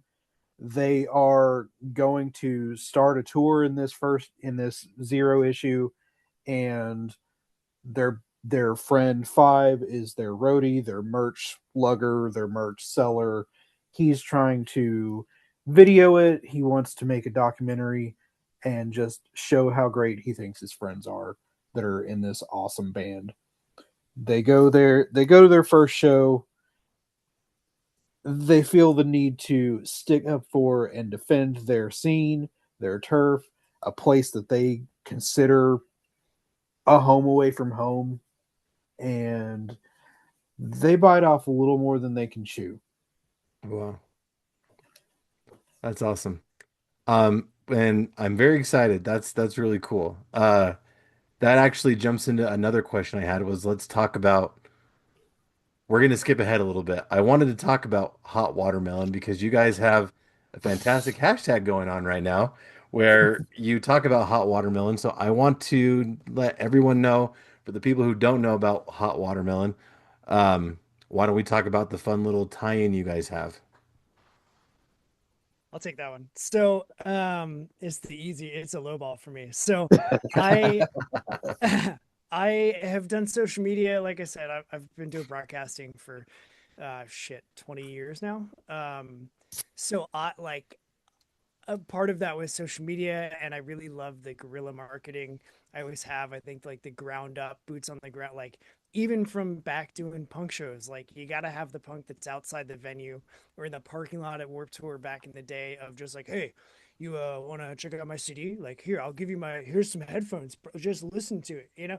And so, like, that hustle mentality, I just really have always enjoyed. And so I thought, like, I, I have seen so many creators that are only ever their only champion.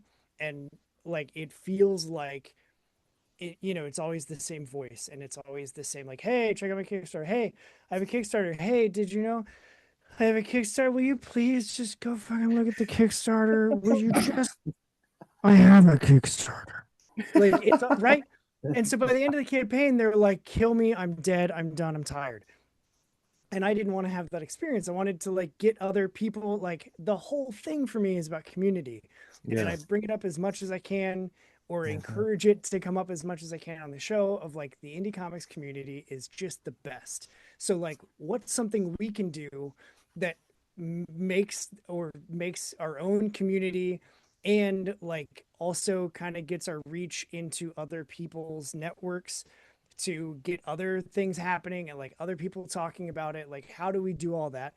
Hashtags. Remember when hashtags were fun and not just like required for the algorithms and SEOs and all that nonsense? Like, remember when they were just Yep. fun? Yep. Mhm. Also, thanks Vince McMahon for those. He was the first one to do the live hashtag during Raw. Yeah. Fun facts. Now TVs do it all the time. Um, but it came from Vince. And so like I was just thinking, well, what if we just did like Hot Watermelon is a unique band name. It's a unique name in general. It's fun to say. It's fun to think about, which is why that's our band name. It was actually the name of a show that I did in college on the college radio station under a fake name with a really dumb, lame accent that I'm not going to do. Oh, Um, but I was like, I want to bring it back because I just love how Hot Watermelon sounds like as the name of something. Yeah. And so I was like, well, what if we just, I don't know, what if we just ask people to like post pictures of themselves posing with watermelons and like use the hashtag and like, just that, like, no, like, oh, check out the Kickstarter for, like, no, just use the hashtag, pose with the watermelon, post it, and then we can reshare it. And we took it one step further because again, like the bouncing ideas off of each other. Yeah. We had one last night with something else completely different, but yep. like this was one of those things where you know, uh, one of us would say something, and I don't remember whose idea initially it was, but like it was the, oh, what if we did this? Oh, and then we could like have them post it and like do a whole, like we can just reshare everything. And then, we can include it in the digital version of the book. And we can have like remember old CD booklets and you would open it and some of them would have like pictures that were all just laying on top of each other from tours and stuff like that. What if we did that with these pictures from social media? And like, oh, what if we got watermelon groupies? Like that's the thing. Like that's what they are. And so that's where it all kind of came from. And so now we've had people that, like at my daughter's high school graduation party, I was like, I have to take a picture of you posing with a watermelon, right? She was like, I know, Dad. Yeah. And I was like, perfect. Okay. I don't care how upset you are. Like, I just need you to do this.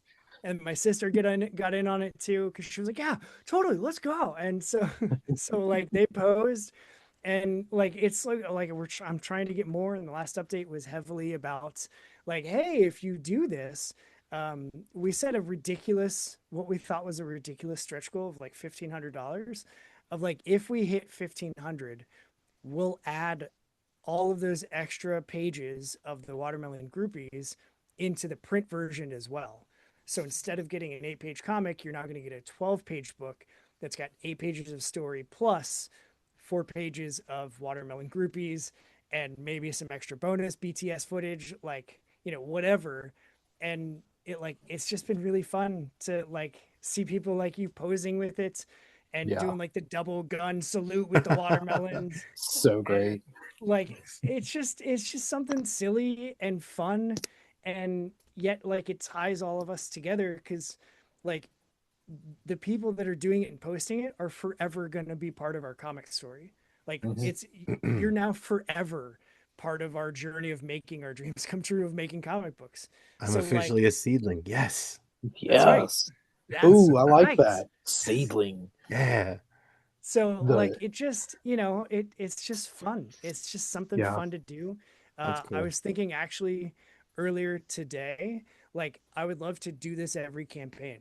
Like every Yeah. time we drop a new chapter, do another pump for more watermelon groupie seedlings because I really like that name and I'm kind of That upset is that I didn't do it that's first. You can pretty have fucking rad, that man. one's for Like free. Um,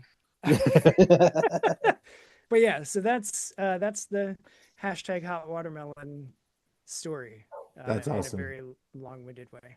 That's okay. Like I've been seeing your guys' posts about it. I'm like, I don't know what hot watermelon is, but I kind of want to jump in on this because I need to try to get out on social media more, even though there's some days like I don't want, and I'm sure you guys are both with this. Like you just don't want to open social media. You don't even want to Mhm. post. Like I've got like a whole back catalog of stuff I need to get posted on social media. Just sometimes I'm like, I just don't want to, you know?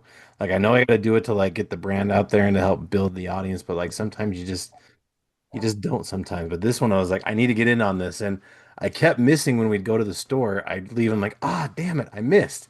But it just so happened we went to the store this last weekend. And as we walked in, the store we went to had a bunch of watermelons up like right by the front door. So I'm like, oh, I gotta do this. And so I picked up two and just naturally just went like this. And my Yeah. wife's like, what are you doing? I'm like, take my picture, take my picture. She's like, what's this for? I'm like, it's for my friends on social media. Like, why? Like, she's like, what the hell is hot watermelon? I'm like, I don't know, but I'm gonna jump in on this just because I want to It's know. it's so So good. that's It's us having fun together. Like hell yeah, that's dude. the thing, man. Like seriously, we really are like you're being in the pit with us. I really wish watermelons had pits, by the way, right now. That'd be so great. That'd be so fucking rad, but they don't. They have seeds. But you're there with us. Like you Yeah, are like Kris said, you're making our dreams come true. You've for just $5. You too can make the dreams of an aging punk come true. Um, and it's for like just those. the It's like addition of those. It's like those Save the Kids in Africa, but it's like instead of a where's kid in Summer Fields? Africa, just donate $5. You'll help an aging punk get their dream made. And Yes. hey, who can't get behind that? If you can't get behind that, I don't want Listen, to be friends with you. I yeah, mean, instead of Sarah McLachlan, it's like Rancid playing. There you go. yes. Yes. But it is like and Kris is right. Like it's you're there with us now. You're part of this community. It's not just a comic community, it's a punk community. It's a we're here for everyone. Pretty much unless you're not here for everyone. You don't even have to like punk to be able to like the story too. So Yeah. like that's one thing I feel like we really got to hit is it's not just for punks, but if you like punk or metal, you're gonna understand it more. Yeah, That's cool. it's like an onion, right? Like you buy the blooming onion from Outback and you pull out the outside ones and you're like, oh, cool, it's a punk comic, cool. And then you get that second layer and you're like, oh, cool, there's like horror elements too. Oh, Uh-huh. neat. And then you get to the next element, you're like, oh, there's like friendships and relationships. And then you get to the next line, you're like, there's a lot more in this onion than I expected. And like, Uh-huh. that's like we were very intentional. Like everything we've done in this book is insanely intentional, because we want it to be accessible for anybody. Like Mm-hmm. you don't have to have the 30 years of listening to punk to be able to enjoy the book. You don't have to like even have ever been to any live show ever. Like you can read it and be like, ah, that looks like that would probably be fun. And you're Yeah. right, it would be. But like if you do have those experiences, it gives you an extra like, I see what they did. They're almost like Easter eggs that we've hidden Mm-hmm. within the book for the people that, are just as old and crusty as we are. Um, like it's all there, but it's also just a fun, like comic book about rebellion and like loyalty and standing up and sticking it to the corporate suited America. Yeah. I mean, there's even stuff. There's stuff in there that I literally have not even told you, Kris. There's Surprise. one really big one that I need to text you, but I'm not going to spoil it right here.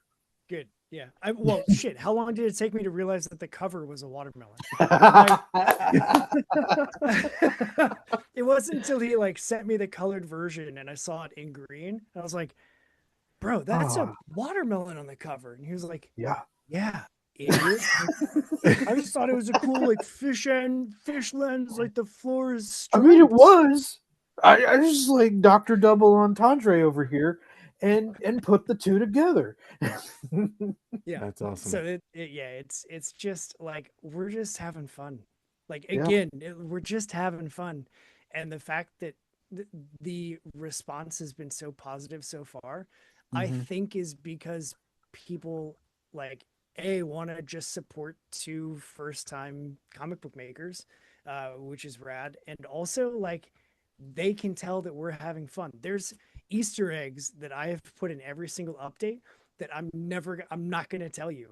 And I wasn't even going to allude to it, but like there's something I'm doing every single time I send out an update that is just for me to know, like, yeah, I'm doing it. And like literally nobody knows. And it's just fun for me to do. Hey, I mean, if you're not having fun, and like, I I've spent time playing in bands, coming really close to shows with bands, moving to Oklahoma, not finding a stable band to play with, writing all these songs, and like, they're great, but they're all up here. Like, I don't have any good recordings. I don't have any shows to go play because I can't find a fucking band to save my life. Music has saved me so many times. Punk rock has saved me so many times.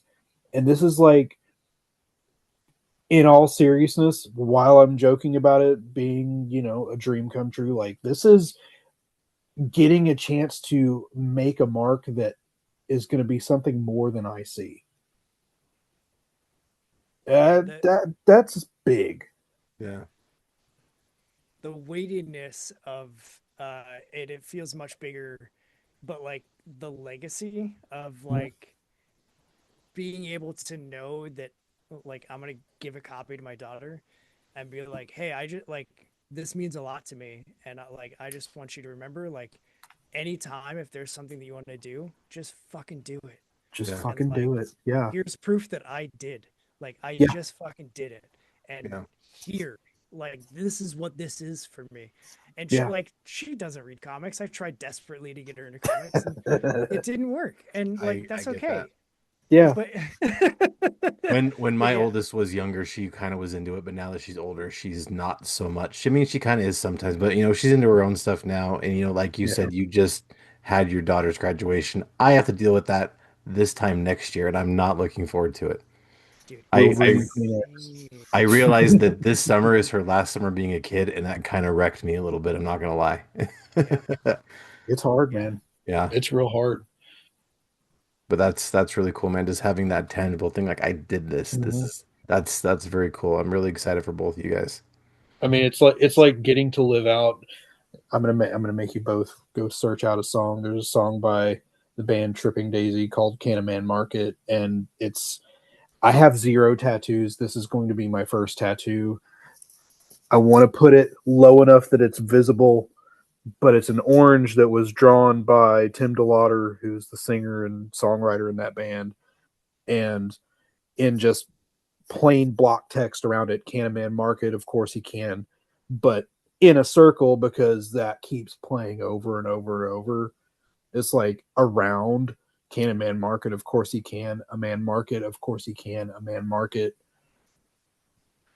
Like, been listening to that song since like 2000, so 25 years later, we're making a mark. yeah, Yep. yeah. That's cool, man. And it's gonna be real. Like, It's gonna it's be it, real. it funded in 13 hours. Like, it's Yeah. gonna be real. That blew my mind. Yeah, I it's like. awesome. I was hopeful. Like, And I got to say too, like, I was hopeful that someone would say yes to playing toys with me, like, and I couldn't have asked for a better collaborator, a better friend out of this. Like, it's the truth. Like, Yeah. there's very little that we don't share at this point, and up to and including criticism of other work, like, and it's fine because it's all healthy and it's all positive and it's not like it was not that long ago that I wasn't even like showing my other friends that I before I was even reading comics the drawings that I was doing. I'm like, kind of doing these drawings. You want to see? Yeah. And now this is going to be out there. Yeah. I get it, man. It's hard. Like, like I said with my writing before, I had a hard time, showing people outside of my immediate family, like anything that I was writing, just because it's hard because you keep it so precious to yourself because you're Mm-hmm. afraid of, what's going to happen. But, most times I found that if you like share that with other people, chances are they're gonna dig it. Yeah. Or if they don't, they'll be like, you know what? You know who would like this? My friend so and so, like they love this Mm-hmm. Yep. kind of stuff. Yeah. And that's how word of mouth gets started. Yeah. Yeah, there's plenty of names. And I want to re-pull the list because, like, looking at the backers on Kickstarter, I was like, okay, sure. Like, I know a lot of the names because it's a lot of the creators that I've had on the show previously, which is just like the coolest thing to have Mm-hmm. that kind of support from people Oh, just for sure. because, like I reviewed their book or like, whatever, or just like signal boosted for them. And it's like, dude, okay, like that clearly meant more to you than I realized, Yeah. Mm-hmm. which is awesome. But Yeah. then there's also names that I'm like, I don't know who that is. Like, I don't know this name at all. I don't know that Yeah. name at all. Like, who are these people? Yeah. Like, it's those people specifically that, I would love, like, I wish Kickstarter somehow had like a social media of preference for the backers that, like, Mm-hmm. I could reach out to them and just, I mean, I know I can send them a message through Kickstarter, but like Yeah. doing something on social media of just like, hey, I don't know who you are. Like, I don't know if you follow me or don't or whatever, if you are familiar with the show, like, I don't know, but like, you took a chance on my thing Mm-hmm. without like me personally knowing you, right? Like, my sister backed it, which is incredible. She doesn't own any comics and she's about to own mine. Like, my best friend doesn't own any comics, she's about to own mine. And so, like, those are like, oh yeah, okay, yeah, that makes sense. Like, my Yeah. sister, best friend, sure. But then, like, complete strangers, it goes Yeah. back to the, like, people that reach out and say like, hey, thanks for doing that thing. Like, I really, you're doing great with what you're doing and I appreciate it. And like, Mm-hmm. it's really cool. And to Yeah. have that response for my first comic book of like, I haven't done anything to publish. It's always been a dream of mine to like publish something that I wrote. I just Yeah. figured it was going to be one of my like stupid, silly little haiku poetry things.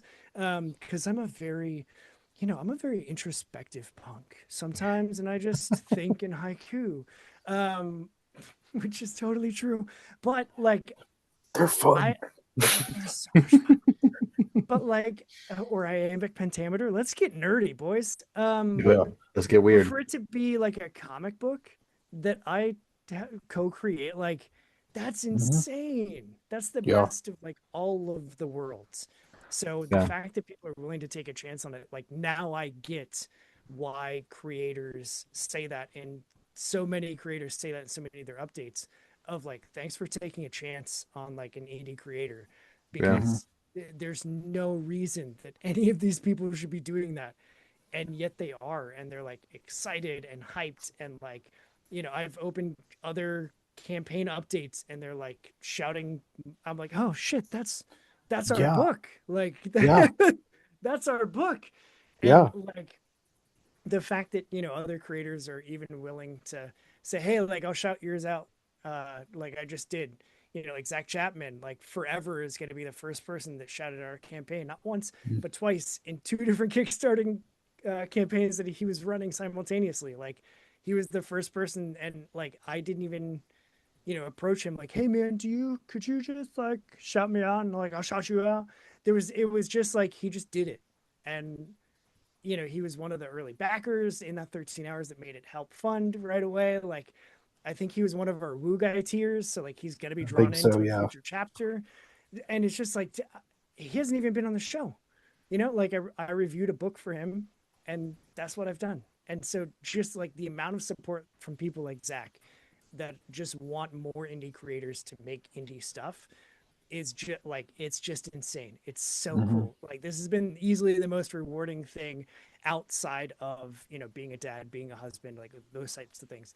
Yeah, But like of stuff that I have done work wise, this is easily by far the most rewarding process I've ever been a part of. very, very cool. Now, when you guys came up with the idea for the book, like, did you pull from where did you pull for inspiration when you came up with the idea for the story?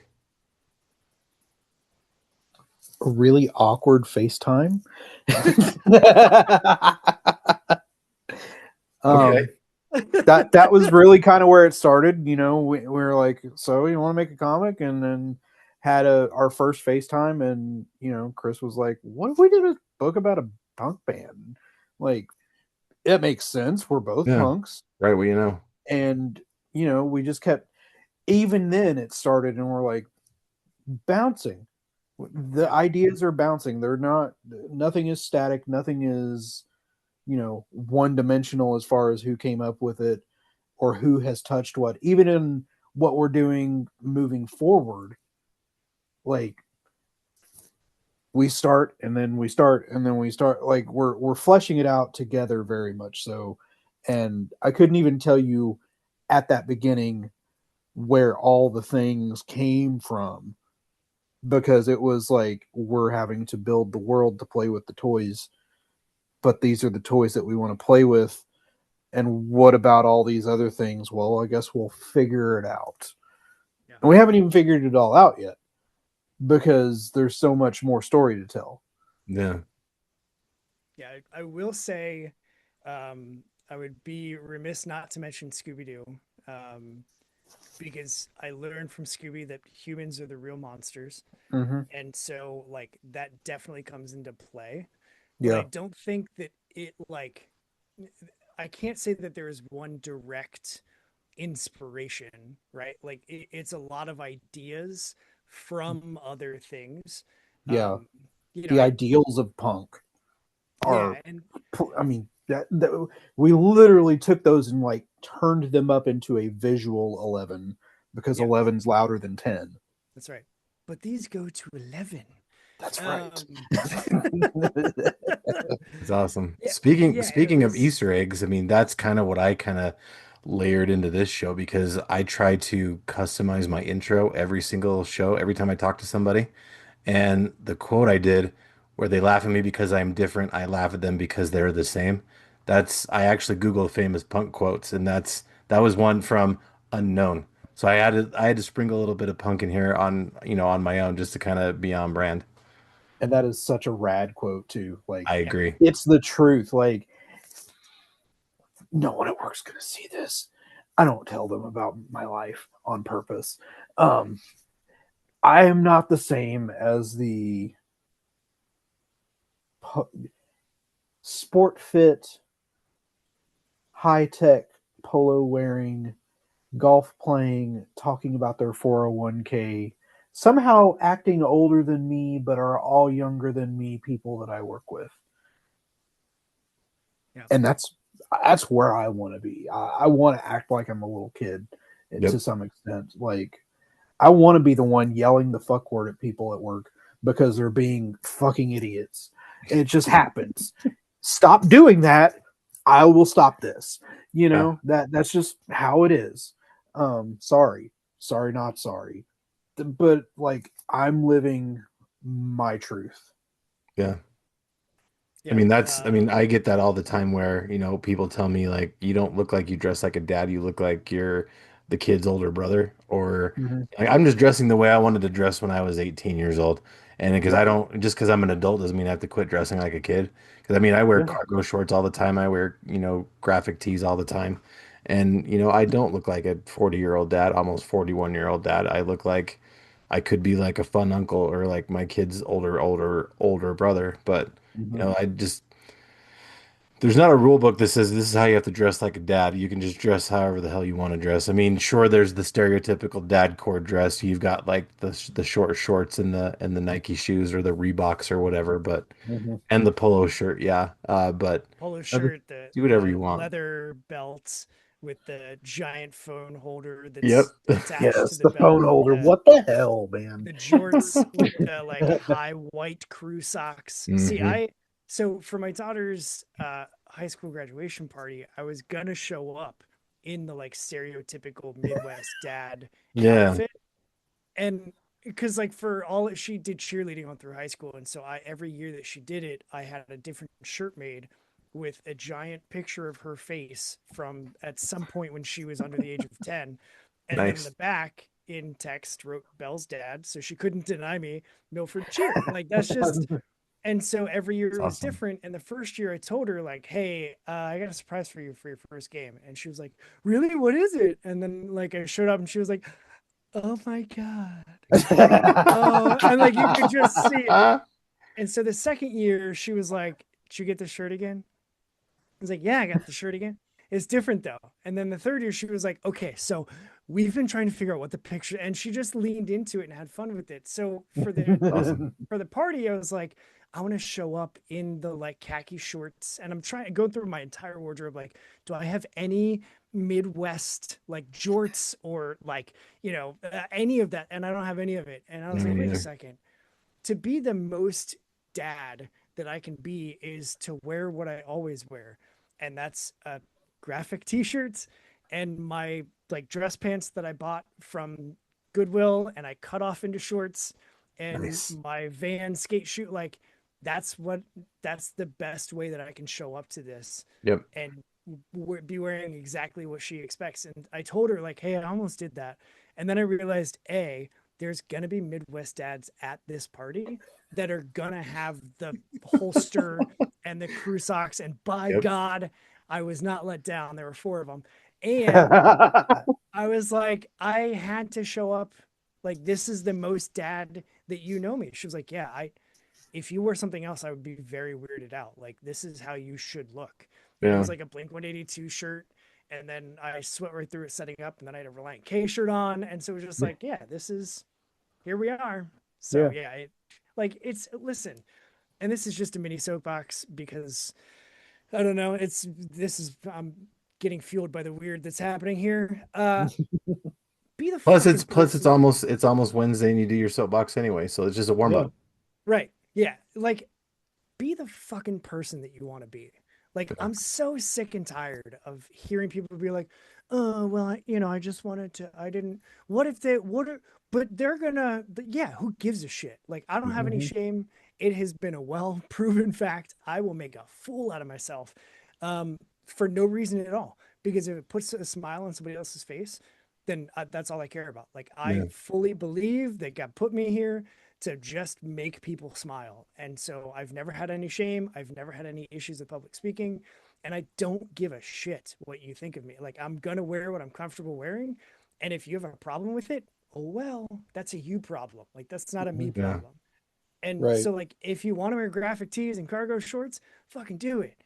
I'm not like, I work at a bank, dude. Like, I'm supposed to wear khakis and the polo and talk about my golf outing on Saturday. And I'm Mhm. like, no, I went to the comic shop and then I drank some beer and then I threw frisbee in my backyard. Like, Yeah. what are you talking about? And I'm always the weird one at all of our work events because I show up in graphic tees and they're all coming from the office and they're like suit sport coats and stuff. And I'll wear a casual jacket. Like I can get down on that.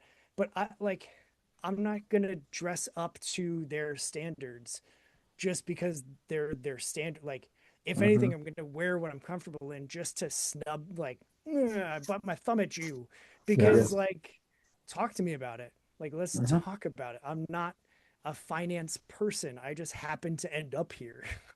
Yeah. But No, I I don't get know. it. That's that's just my I will forever encourage people to just be themselves and like do the thing. Yeah. And whatever your thing is, like everybody's got a thing. Mine Mhm. is comic books and writing and talking to people. Like I do my thing. If your Yeah. thing is crochet, do your thing. Like absolutely, if your thing is pottery, do pottery. Like stop waiting because you are worried that other people are going to be like, "What you're doing? What's your hobby?" Yeah, I Mhm. collect uh the middle-aged frogs wearing knight suits of armor. Yeah. That's my thing. That sounds rad. Great. Like Right. collect your frogs. Yeah, dude. Yeah. Like to, who gives a shit? You're never gonna see these people ever again. Yeah. Ever again. Yeah. Like, why do we care? Why Right. do so many people care? And Anyway, that's I'm off my that's soapbox. that's kind of the whole point of this show, the idea for Fueled by Weird, all the hobbies, the interests, the stuff that you're into. That's the stuff that makes you who you are, and essentially what fuels your weird. So that's kind of the whole antithesis of my show is this, embracing what you are because just because you're not into stereotypical nerdy stuff, comics, wrestling, whatever, like you said, if you're into pottery, if you're into horseback riding, whatever, that's your nerdy thing. It's not a stereotypical nerdy thing, but if it's something you like, that's something you're nerdy about. And that's totally cool. Like you said, you should, strive to be yourself because for a long time, I was sick of not having a girlfriend, so I kind of put the nerdy stuff in a box and said, "You're gonna live over there." We're excusing nerdiness from the room because Yep. I want to not be lonely anymore. And I got married. I found my wife. I got married. And then the nerds slowly started to kind of pop out because just there was so much stuff in there that it started to bust out. And I said, sorry, she's like, my wife's like, you're a nerd. I'm like, yeah, sorry. Is that cool? She's like, yeah, that's totally cool. Why'd you wait so long? And I'm like, just because I was afraid, because I had been a Yeah. nerd for so long and I'd been looked down on and made fun of and all that stuff. Because, you guys know, being a nerd in the 90s was the shits, man. Like people made Yeah. fun of you, people didn't like you, you were the weirdo. But Oh now yeah. being weird is cool now. So I don't know what the hell happened, but uh yeah, man, We just made an impact, I guess. Like shit. do your thing, man, and just be okay with it because you're a hero, Chris, because I have a problem with all of that stuff. I'm trying to not have a problem with that stuff, but society's ingrained it in my brain that you have to, have a problem with that stuff. And Yep. it's just do whatever you want. And I don't have the Vans, but I have the DCs, and my crew socks are character socks usually. Hell yeah. Mhm. Um, I have an entire drawer overflowing full of character socks. I've got 90s Nickelodeon. I've got Parks and Rec, repping the Parks and Rec right here. I forgot I to mention, Yep. by the way. I Yeah. noticed the Um, breakfast and I was like, Yeah. I see what he's doing. because Yeah. because like Ron Swanson, I'm a fan of dark-haired women and breakfast food. Some people don't get the reference. Some people think this is my actual room, which I actually love. But as you see, there's a very clear logo right there that's backwards right now. But when this comes out, it turns itself around. I'm not Oh, sure it's how the it's magic works, legible but to it me. does. Like, yeah, that is Ron Swanson to a T. If you don't Yeah, recognize that, absolutely. geez, A I'm lot of sorry people for your life. A lot of people don't, and that's okay. I just educate them on if you like The Office, you should watch Parks and Rec because it's an incredible show. It's Granted, the better. first season's a little bit slow, but once Sure. you meet Andy, the show just kind of takes off from there because Hmm. Andy's an incredible character. Plus, you have to Aubrey eventually get Plaza. far Oh enough my in, goodness. you meet Andy, yeah, Hmm. and then eventually, damn it, I can't find him. There he is. Let's say, do you have all of them there? You meet Burt Macklin. Burt Yeah. Oh Macklin. man. And that's when it really takes off. Well, I mean, you eventually meet Johnny Karate too, but that's a whole other thing. Yep. But yeah, man, yeah. Don't give a shit what other people think because it doesn't matter. And It my Yeah. oldest doesn't. my oldest daughter has a really big problem with giving a shit what other people think. But she's great in public. She has no problem talking to people. She can get out and do her thing. But in order to get to public, there's like a whole thing. Like she has to have everything coordinated, everything has to look great, it has to be perfect. I'm like, just do whatever, man. Like it doesn't matter. Yeah. Like you're in high school for one more year and you think it matters now, but once you're done with high school, it doesn't matter. Nope. Yeah. Nobody cares. Nope. Yeah. And if they And do, people then are you don't actually, need to worry about those people. yeah, like Right. people are actually drawn to the confidence of people that don't give a shit. Like Yeah. once I made that switch, I tried to fit in. So I came from a Catholic grade school, went to a public high school, for a slew of reasons that this is not the space for. But then, like, I tried to fit in, and I, shopped at Abercrombie and Fitch and American Eagle, and I had the Yep. matching whatever shit that they had. And after my freshman year, I was like, I am just putting on a costume every day. Dude. And then going into sophomore year, I was like I'm getting into theater, and like this is just the costume, and why am I acting all the time? Like, why can't I just Yep. be me? And that's when I started, like, you know what, I like Dragon Ball Z, and I'm gonna buy that Dragon Ball Z shirt, and I'm gonna buy those giant pants from Hot Topic because I think they're Oh cool my as god, shit. And the so, fucking like, Jinkos were the best. dude, I was wearing like, I, yes, I could fit small humans inside of those Yes, pants. Like they were they were so amazing. big, and I loved it. And I was just like, I Yeah. don't, go ahead and stare at me. I don't care. Like, Yeah.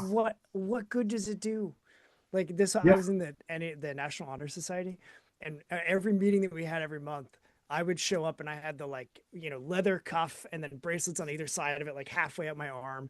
And like I had a, wrist, the sweatbands like 3 high on the other arm, and hair spiked up, and I had the thick balls and hemp necklaces that my girlfriend made me, and like black graphic tees and these giant Hot Topic pants and Chucks on. And I would walk in, and everybody else had like khaki shorts and like American Eagle t-shirts, and like all of the girls had on the cardigans and like the fancy shit.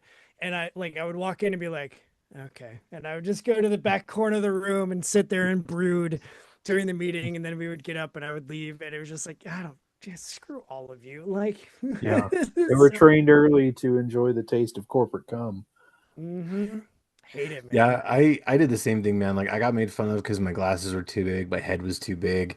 I dressed stupid, and so I did the same thing. I got to like ninth, 10th grade, and I went and bought like the fancy, like the dressy sweaters and the khaki pants, and I even got glasses. Like the lenses were super tiny because they're like, you don't need glasses down here on your face. Why are your glasses so big? And I'm like, and then all these people started liking me. Then I'm like, why do I care if these people like me? Like the people that did like me don't like me anymore, and these people that don't give a shit about me like me now. So I'm like, why? And so I was like, this, I felt the same way. I'm like, I'm just dressing up for people that if I was gone tomorrow, they wouldn't even notice I was gone or care. So I'm like, this is dumb. And yeah, the old Yeah. ways came back, and I'm a heck of a lot happier now. Mm-hmm. Yep. Yeah, high school me, Jinkos, graphic T-shirts. For the longest time, I wore. It's a whole thing. Sorry, I loved wearing a trench coat, so I found this old pea coat at my grandparents' house, and I kept that motherfucker stitched up.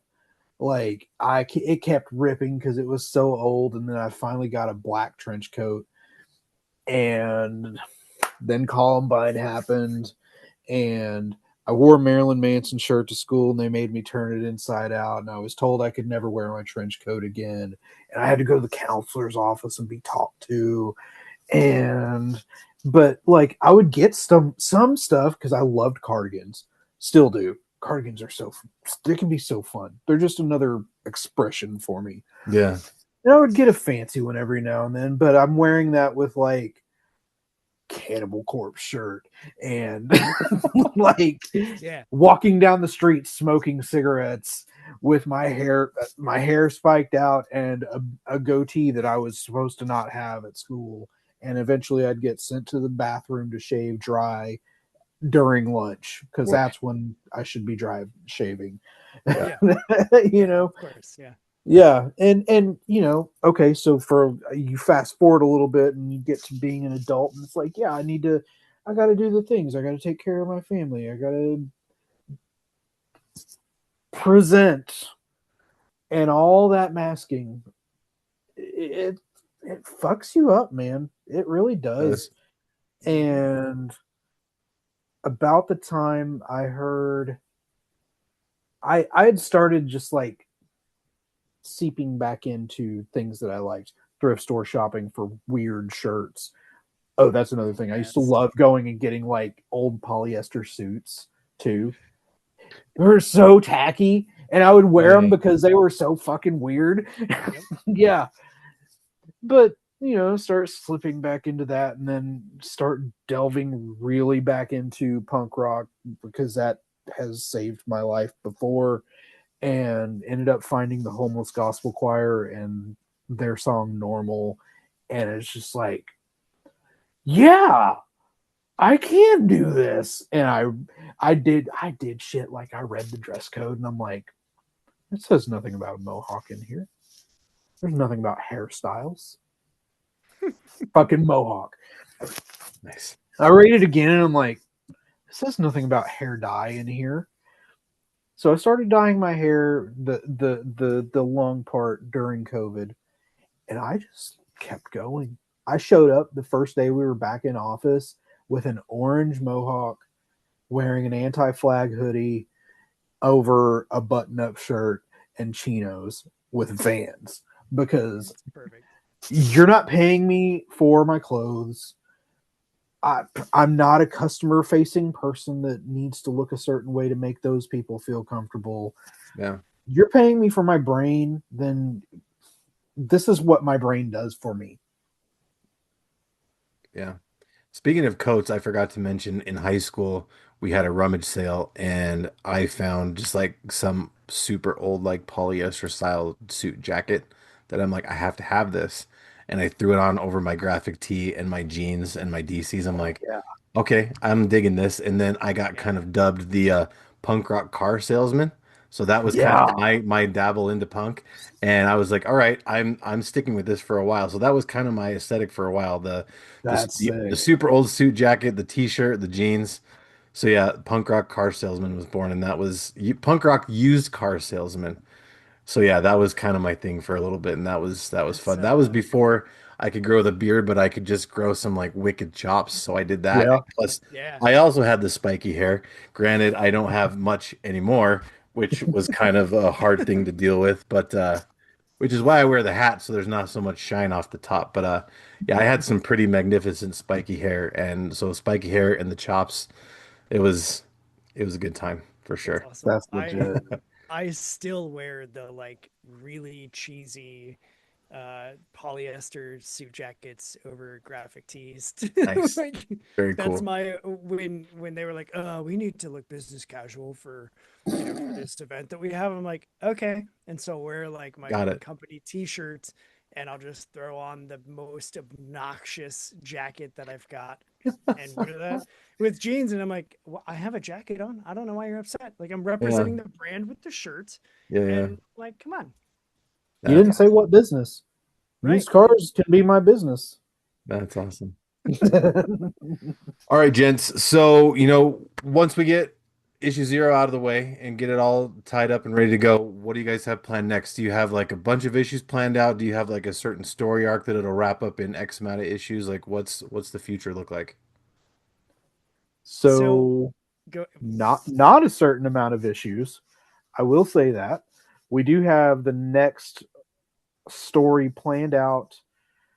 We're working on it. We're fleshing that out. Like I said, we are planning on moving forward from this.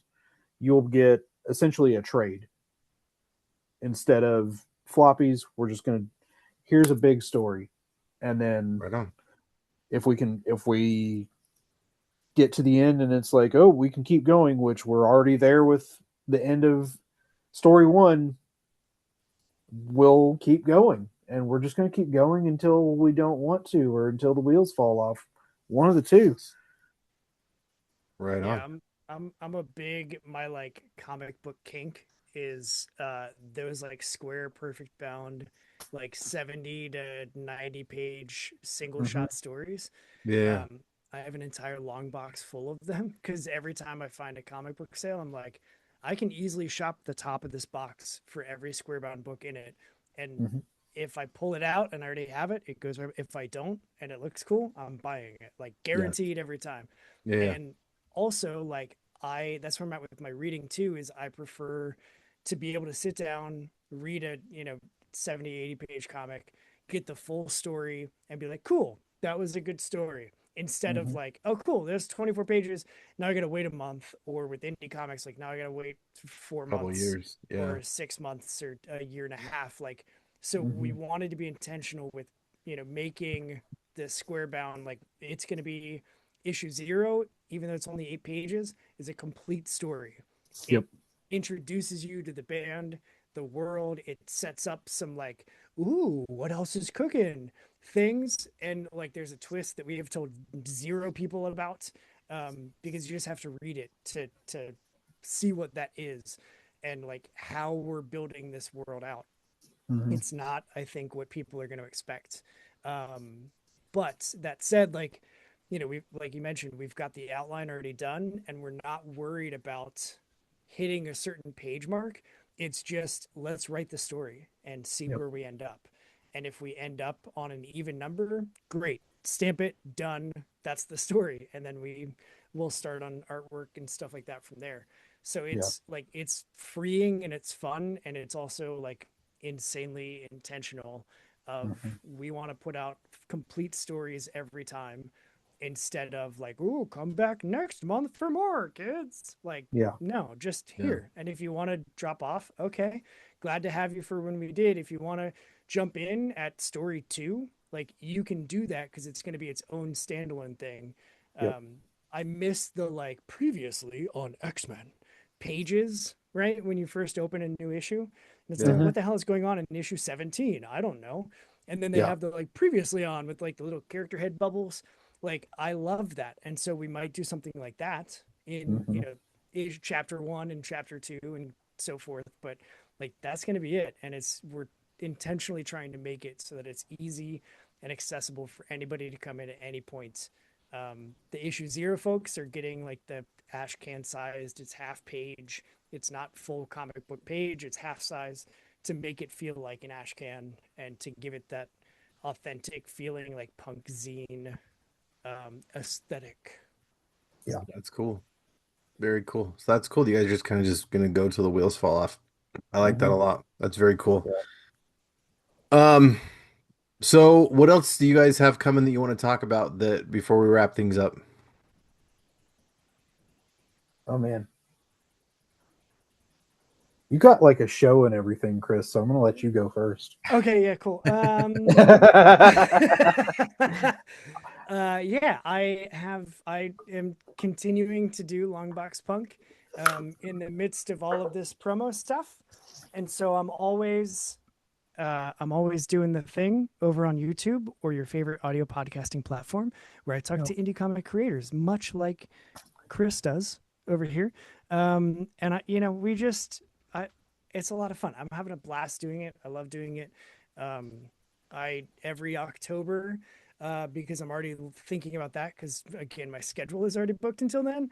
Yeah. Um, I do all horror all the time in October, and so I send out invites to like horror creators specifically, just to come and talk horror. And it's not the typical like, hey, what's your origin story? And like, let's get to know you and talk about stuff, and then eventually get to your book and your campaign or whatever. It's more just like, so horror's cool, right? Like, let's talk about it. Yeah. And that, like, again, it's what I want to do. I love horror. I Mhm. spend all October watching nothing but horror movies, and even September and half of August as well, because I make a list of like 80 movies every year that I want to Yeah. watch. And so, like, it's just something that I love, and I love talking to other people that love it as well.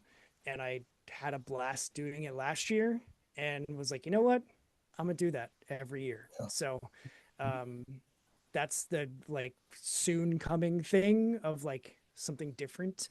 I'm still writing a ton. I've got, oh gosh, I don't know. I've got one script that is with an artist right now that is in the very early like thumbnailing stages. And that's just like a, hey, let's see if this works thing. And so that's kind of fun. Um, I've got another story that I'm writing that I have no idea what to do with it next. I'm just writing it, and like it's the one that I keep coming back to. Um, and that I'm just having fun doing. So it's the one that I'm writing right now. So, but as far as like when, I don't know. I pitched I submitted for 2 different anthologies this year and Right on. didn't get accepted to either one. And like, that's totally fine Yeah. Mhm. because it was a good practice of like writing a script. One of them I did with Kris, Yep. and the other one was pure like I just submitted the script and said match me with an artist, Mhm. and both were fun for their own reasons. And so like he and I have talked. We started our own imprint called CHK Comics because we're both Kris, but you know K and CH, and so we're Yeah. clever like that. And so Yeah. we've talked about doing like an annual CHK Comics anthology issue every year, probably Right on. starting next year, Mhm. because it's like not going to happen this year Yeah. with everything that we're doing with Barricade Brigade. But um, like some of those failed anthology pitches might end up in that, and there Mhm. might be stuff that like he does writing and art on his own that end up in those. It could be like it's just an easy way to try and work with hopefully other like new creators to because it like as someone that's never done it before, it's like any other job. Like you have to have experience to be able to say like this is what I've done. Is it good Yep. enough to work with you? And if you don't have that, then the answer is no every time. And it's like, well, how Yeah. do you get the experience if you have to have it to get the job? And Right. Right. so um, when we were talking about the annual issue, I think I explicitly said it, but if not, hey, surprise. Like I want that to be the intent of like let's Yeah. bring in Yeah. like super green creators just to make something so that they can say like, yeah, I was part of this Mhm. anthology and like I did the artwork for this story in this book and like here it is. Do you want to see it? Like that would be because again, like let's be a community, let's lift each other up. So Yeah. Yeah. but that's like super future us things. Because right now it's all like, let's get to that 1500 insane marker so that we can afford to print 4 more pages in every single book for 2 different covers and get all of the seedling watermelon groupies because I can't let the watermelon groupies name go. Um, like, let's get all of them printed in the back of our book. So Yeah. that's the main focus now. So For sure. Yeah. And congrats on the show, man. thanks, dude. I currently am booked out through about halfway through August, I think, so I'm just about there with a couple of off weeks just for summer, but for the Yep. most part, yeah. And every time I think, oh man, I'm running out of people to talk to, all of a sudden my inbox gets flooded with new people like, hey, can I be on your show? Like, yeah, heck yeah, let's go. Let's figure it out. But it's weird how that happens. Like just when you think you need to start reaching out, like, nope, I can't because just a bunch of stuff just come in. I Yeah. just actually just today got a bunch of opportunities that might happen for some cool stuff. So that's it's pretty cool to think about. But that's also future stuff. Yeah. Are there other Chris? What about you? What's going on with you? And outside of Barricade Brigade and the annual, which yes, we both discussed this and talked about bringing other people in, and I think I even used the term friends and family because of how we operate. Yeah, I feel like that is the kind of vibe that we want to have with it, as far as the people we're working with. Um, intent. Look at me. You're getting to me, other Chris. Intentionally bringing in people that we want to work with it's cool. is kind of the goal there. I mean, yes, new, but also intentionally people that are new and we want to work with. Yep. Um, I've also got uh, I've got multiple stories. I'm working on colors for a horror short right now. The goal with that is I've got a number of horror type stories that are going to be compiled into an anthology of just stuff that I've written. None of the stories are connected outside of a marionette that is like a very twisted version of Mr. Rogers being your crypt keeper style character. Nice. So that'll be fun. Fun for me, fun for the reader. Maybe not for the first person in the book. Trying to think what else. I think getting back to just doing even just like small single drawings. I'd like to find bands to work with as well, just to like do like record sleeves, that kind of stuff. Even Yeah. just like the doodles in the liner notes type stuff would be fun. Um, Yeah. but it's gonna be same thing. It's gonna be people I want to work with. I'm not doing this for money. I mean, if I can make some money at it, yeah, that's great. But I'm doing this because this is something that's fulfilling to me as is. Like, artists should be paid their worth. Let me Absolutely. artists should be paid, all types of artists should be paid their worth. Absolutely. However, I am in the position of I have a full-time job. I have no delusions of ever going to work at Marvel or DC. That's not going to happen for me. I can't I can't crank through that kind of page rate to get paid a living wage. To be frank with you, um, look at that! I just changed my name. I should do the rename thing. Um, um, but pay what it's worth. But like I'm doing this because I want to. Yeah. That's cool, man. And it's that anthology sounds like a cool idea of just bringing together new people. It's a very punk rock idea. So, congrats, boys, for also staying on brand.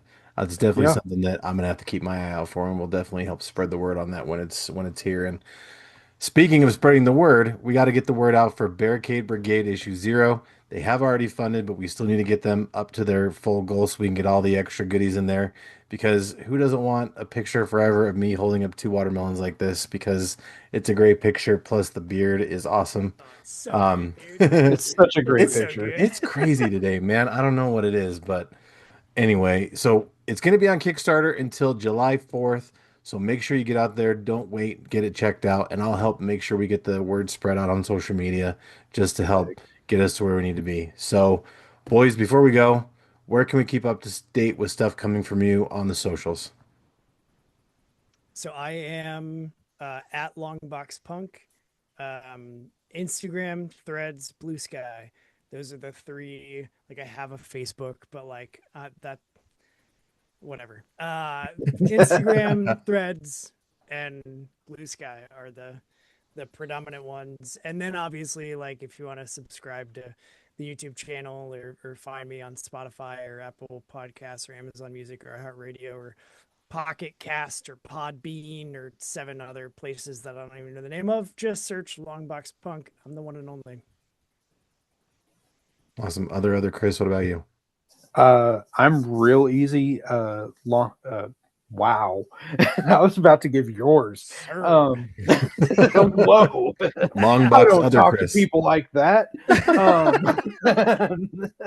Stranger danger.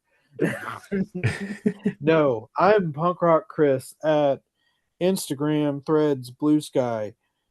Uh, Also, like Chris, I have a Facebook, but I'm not really doing comic stuff over there. And I CL Zeno gave the best advice I ever had. I do want to like shout him out for telling me to put Facebook in a browser instead of using the app so I can not have the meta AI bullshit in everything that I look at on Facebook Mm. because I'm really not having it with their bullshit generative AI Yeah.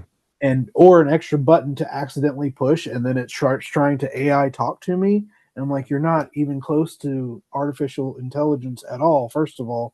Yeah. So yeah, don't bother. Don't unless we're like you actually want to be my friend. Like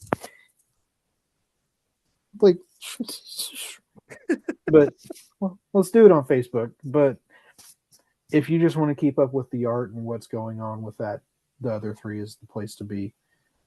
Yeah, and shout out to CL Zeno. That dude is a good dude. He's an Uh awesome, huh. awesome guy. And Yeah. plus, the Facebook app is a battery suck on your phone anyway. So I mean, why?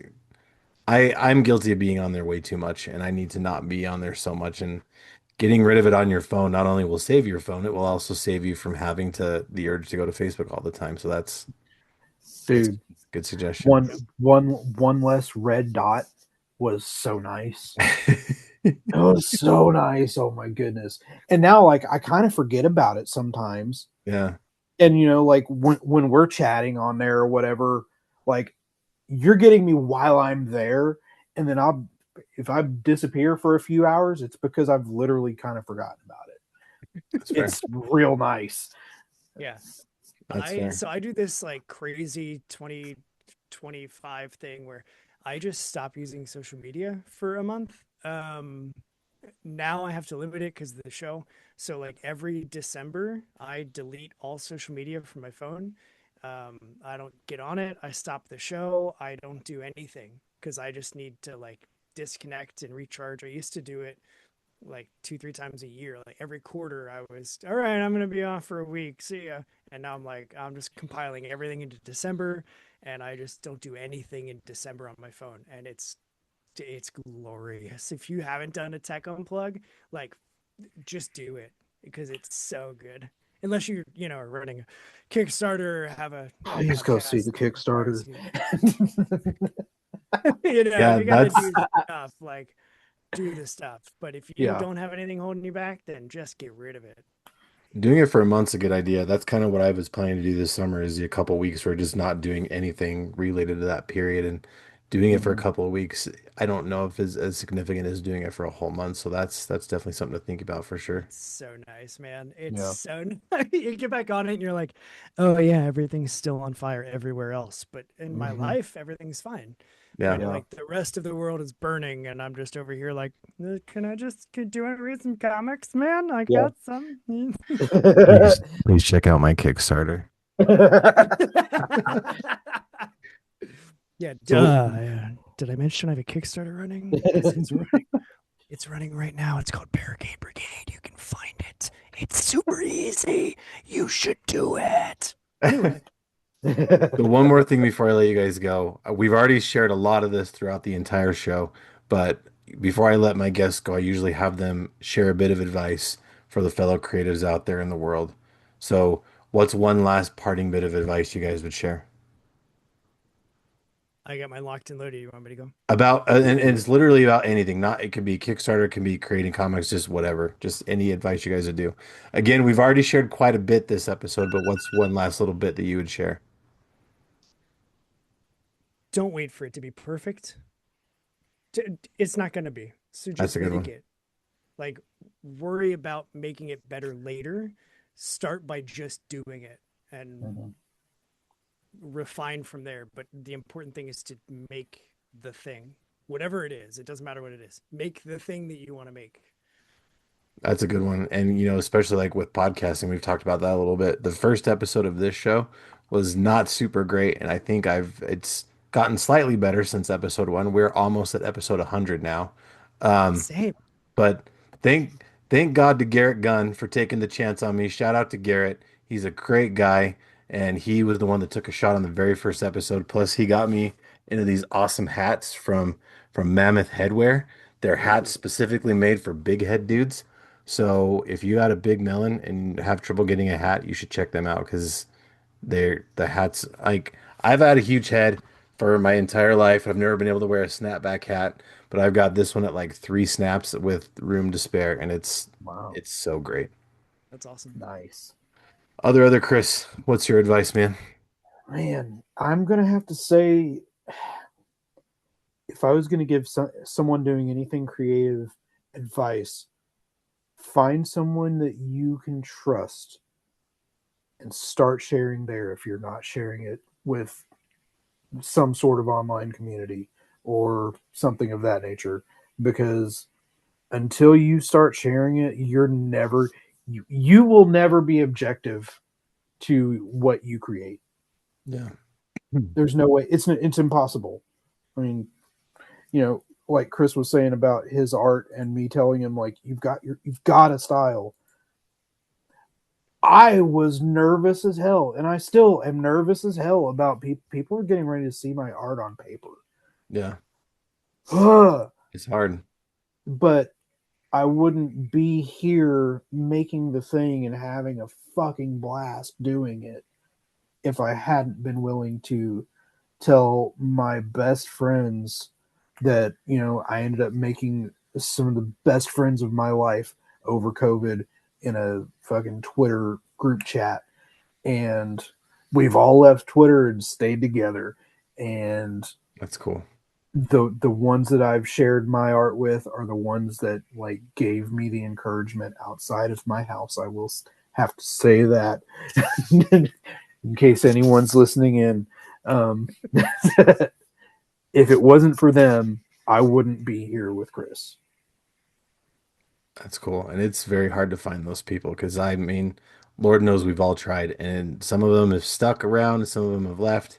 Some of Mm-hmm. us are still looking for those people Yep. that don't want to leave. But yeah, it's once you find those people, it's very, very special. So that's very cool. Yeah. All right, gents. Well, before we go, I'd like to thank Polygon Horizon. The band Pizza Force is the song we used for this show. It's a fantastic song. They're a great band. Go check them out on Bandcamp. Show them some love. Fueled by Weirds on Instagram, Facebook, TikTok. And you can shoot me an email at fueledbyweird@gmail.com if you want to be on the show or shoot the shit. We know whatever you want to do. Fueled by Weirds on YouTube, Spotify, and wherever you get your podcasts. All the places Kris listed. You could probably find me there too. Fueled by Weird, the Nerdy Manroom show with Hassel and Monster, Hassel's Review, and Big Rob's House of Entertainment and No Chinese Food make up the Stay Weird Network. It's a brand new network dedicated to bringing some awesome back to the internet. Check us out at Stay Weird Network on YouTube, and you can also find us on Instagram. You can also shoot us an email at stayweirdnetwork@gmail.com.